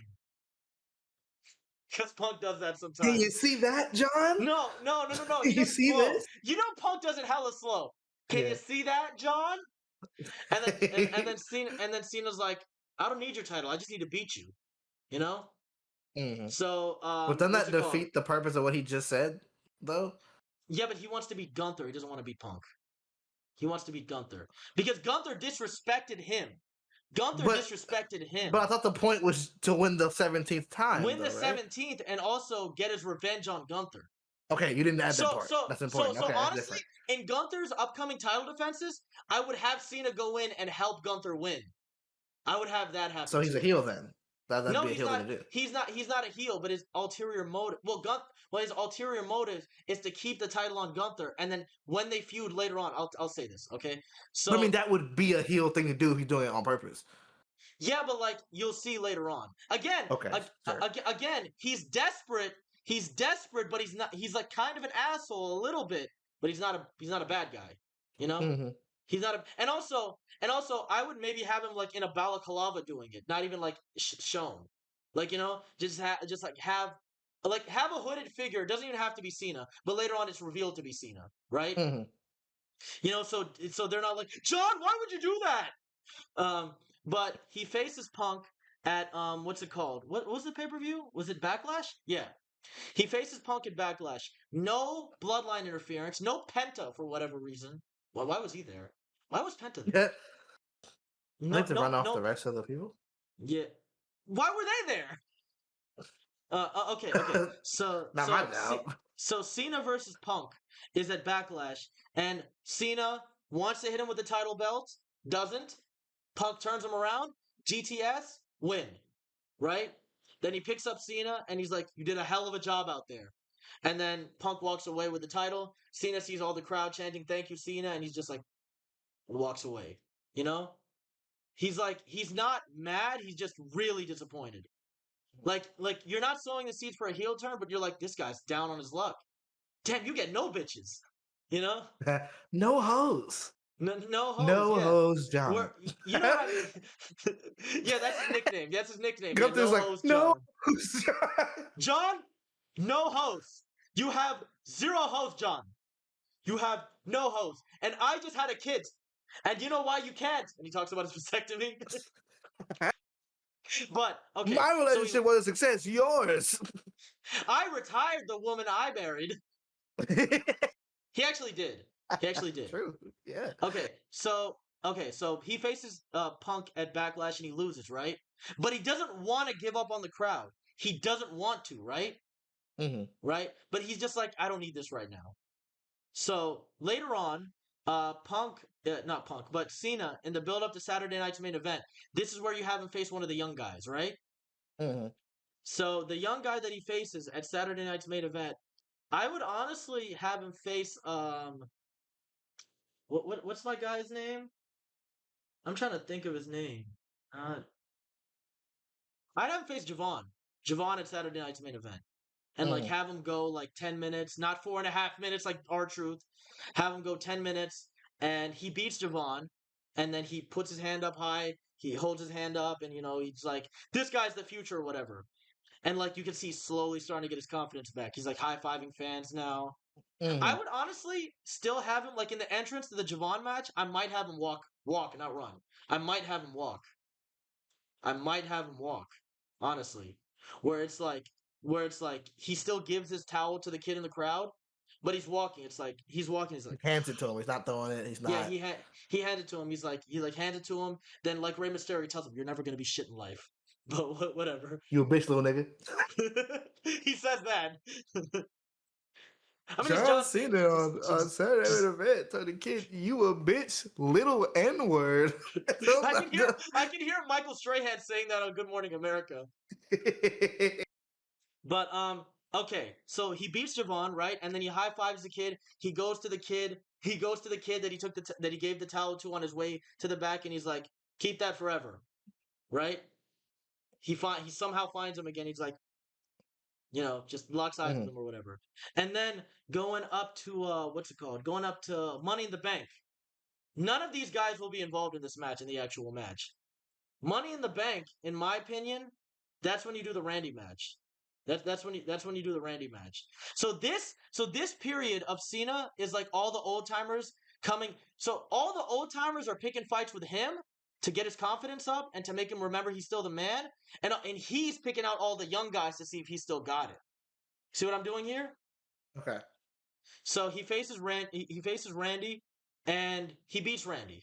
He beats Randy because Randy wants to punt him, but he doesn't do it because it might kill him. You know, I was gonna say that when you said Randy punts him. I'm like, I don't think Cena can handle that. Um, I think he can. no, I think he can. it would have to be the Big Show punt. It would have to be the fakest punt ever. I think But he can.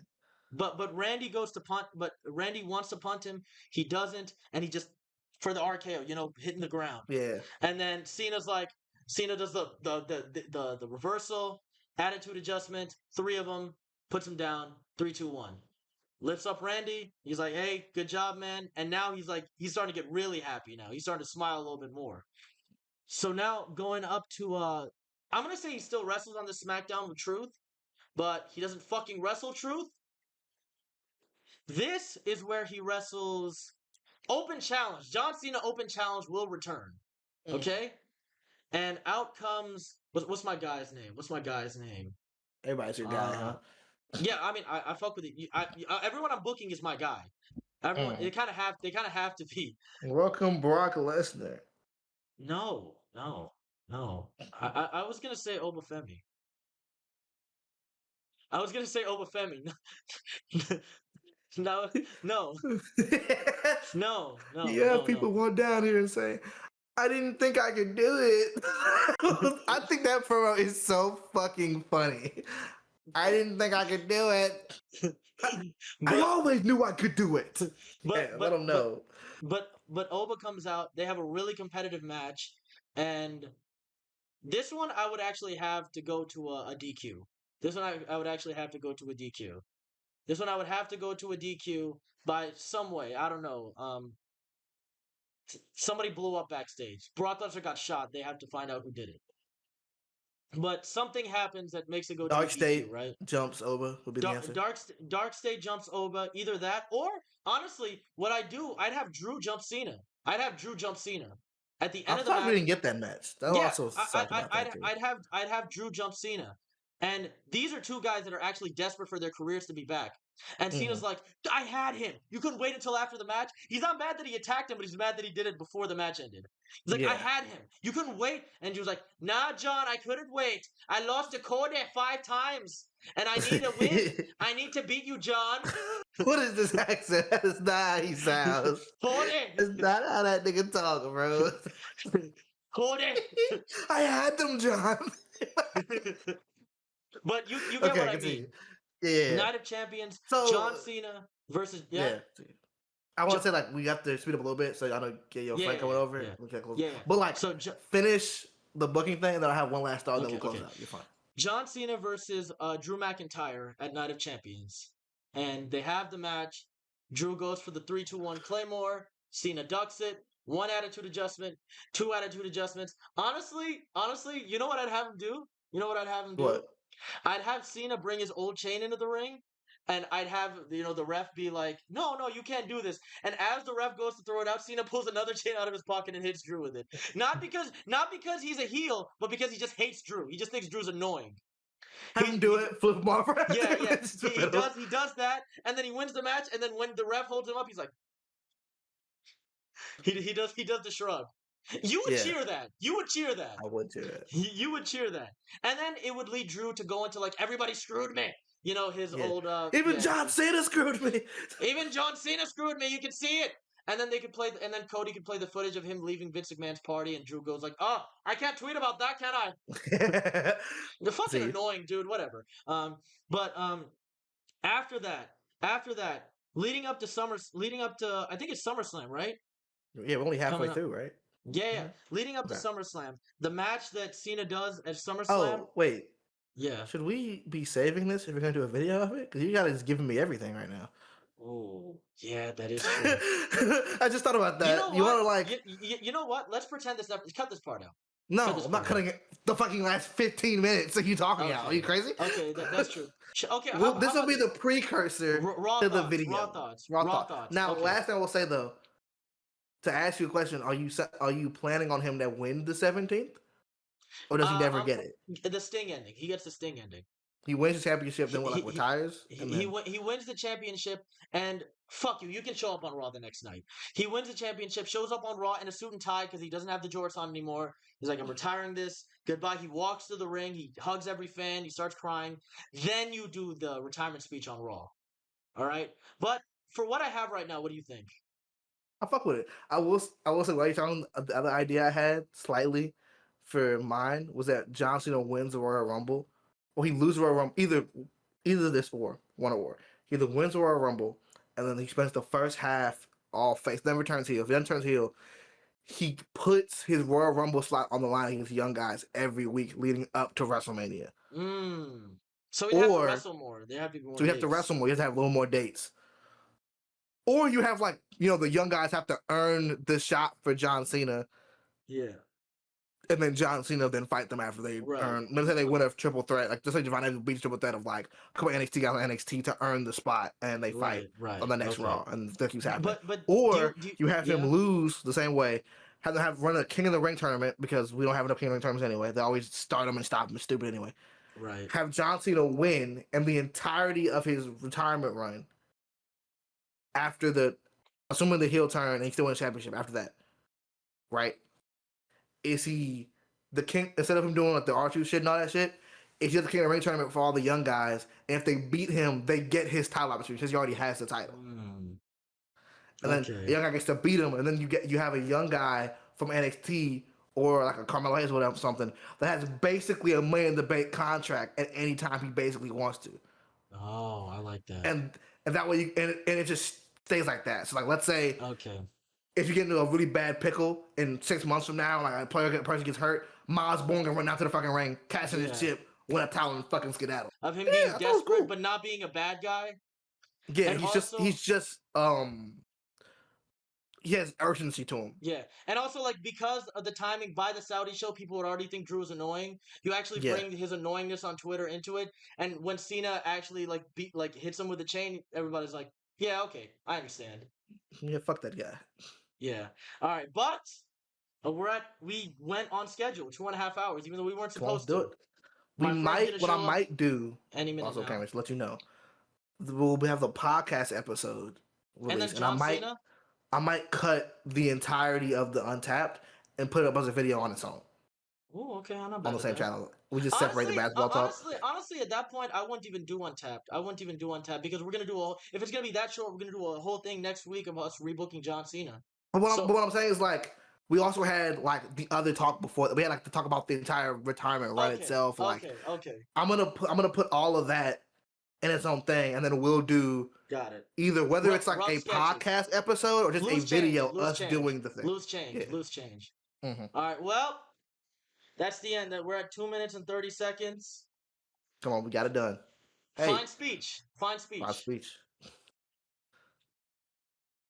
And you know what it is? You need the hat to do the outro. What are you doing? Oh, yeah. What the hell are you doing, buddy? So I was doing the John Cena thing. I know, but like you need it. All right. Anyway, this is another great episode of Mouse and House Podcast. Let us know. Do you like more Untapped? Do you want more basketball talk? Let us know if you want us to do more wrestling because I want to do more wrestling stuff. whatever you feel, you let us know, okay? Tell him to watch AEW. Tell him to watch AEW. Don't tell me to do that. Why not? Don't tell me to do that. I'm not turning on TBS in the Big 2-5. You Streamio. That's not a thing. Shut up. Oh. Shut up. Actually cut that part out. Actually cut that part out. Actually cut that part out. Actually cut that part out. What are you doing, bro? Shit. No. Actually cut that. Yeah. No, TBS sucks, but I'd still you get HBO Max. But we don't pirate things. I don't think ethical. you even. I don't think that's something you have to cut out. By the way, I don't think it's gonna matter. But I don't know, man. I wouldn't. Anyway, this has been the Mouth Podcast. I'm Grizz. It's the co-host Cammy. We're out, fellas. Y'all have a good night.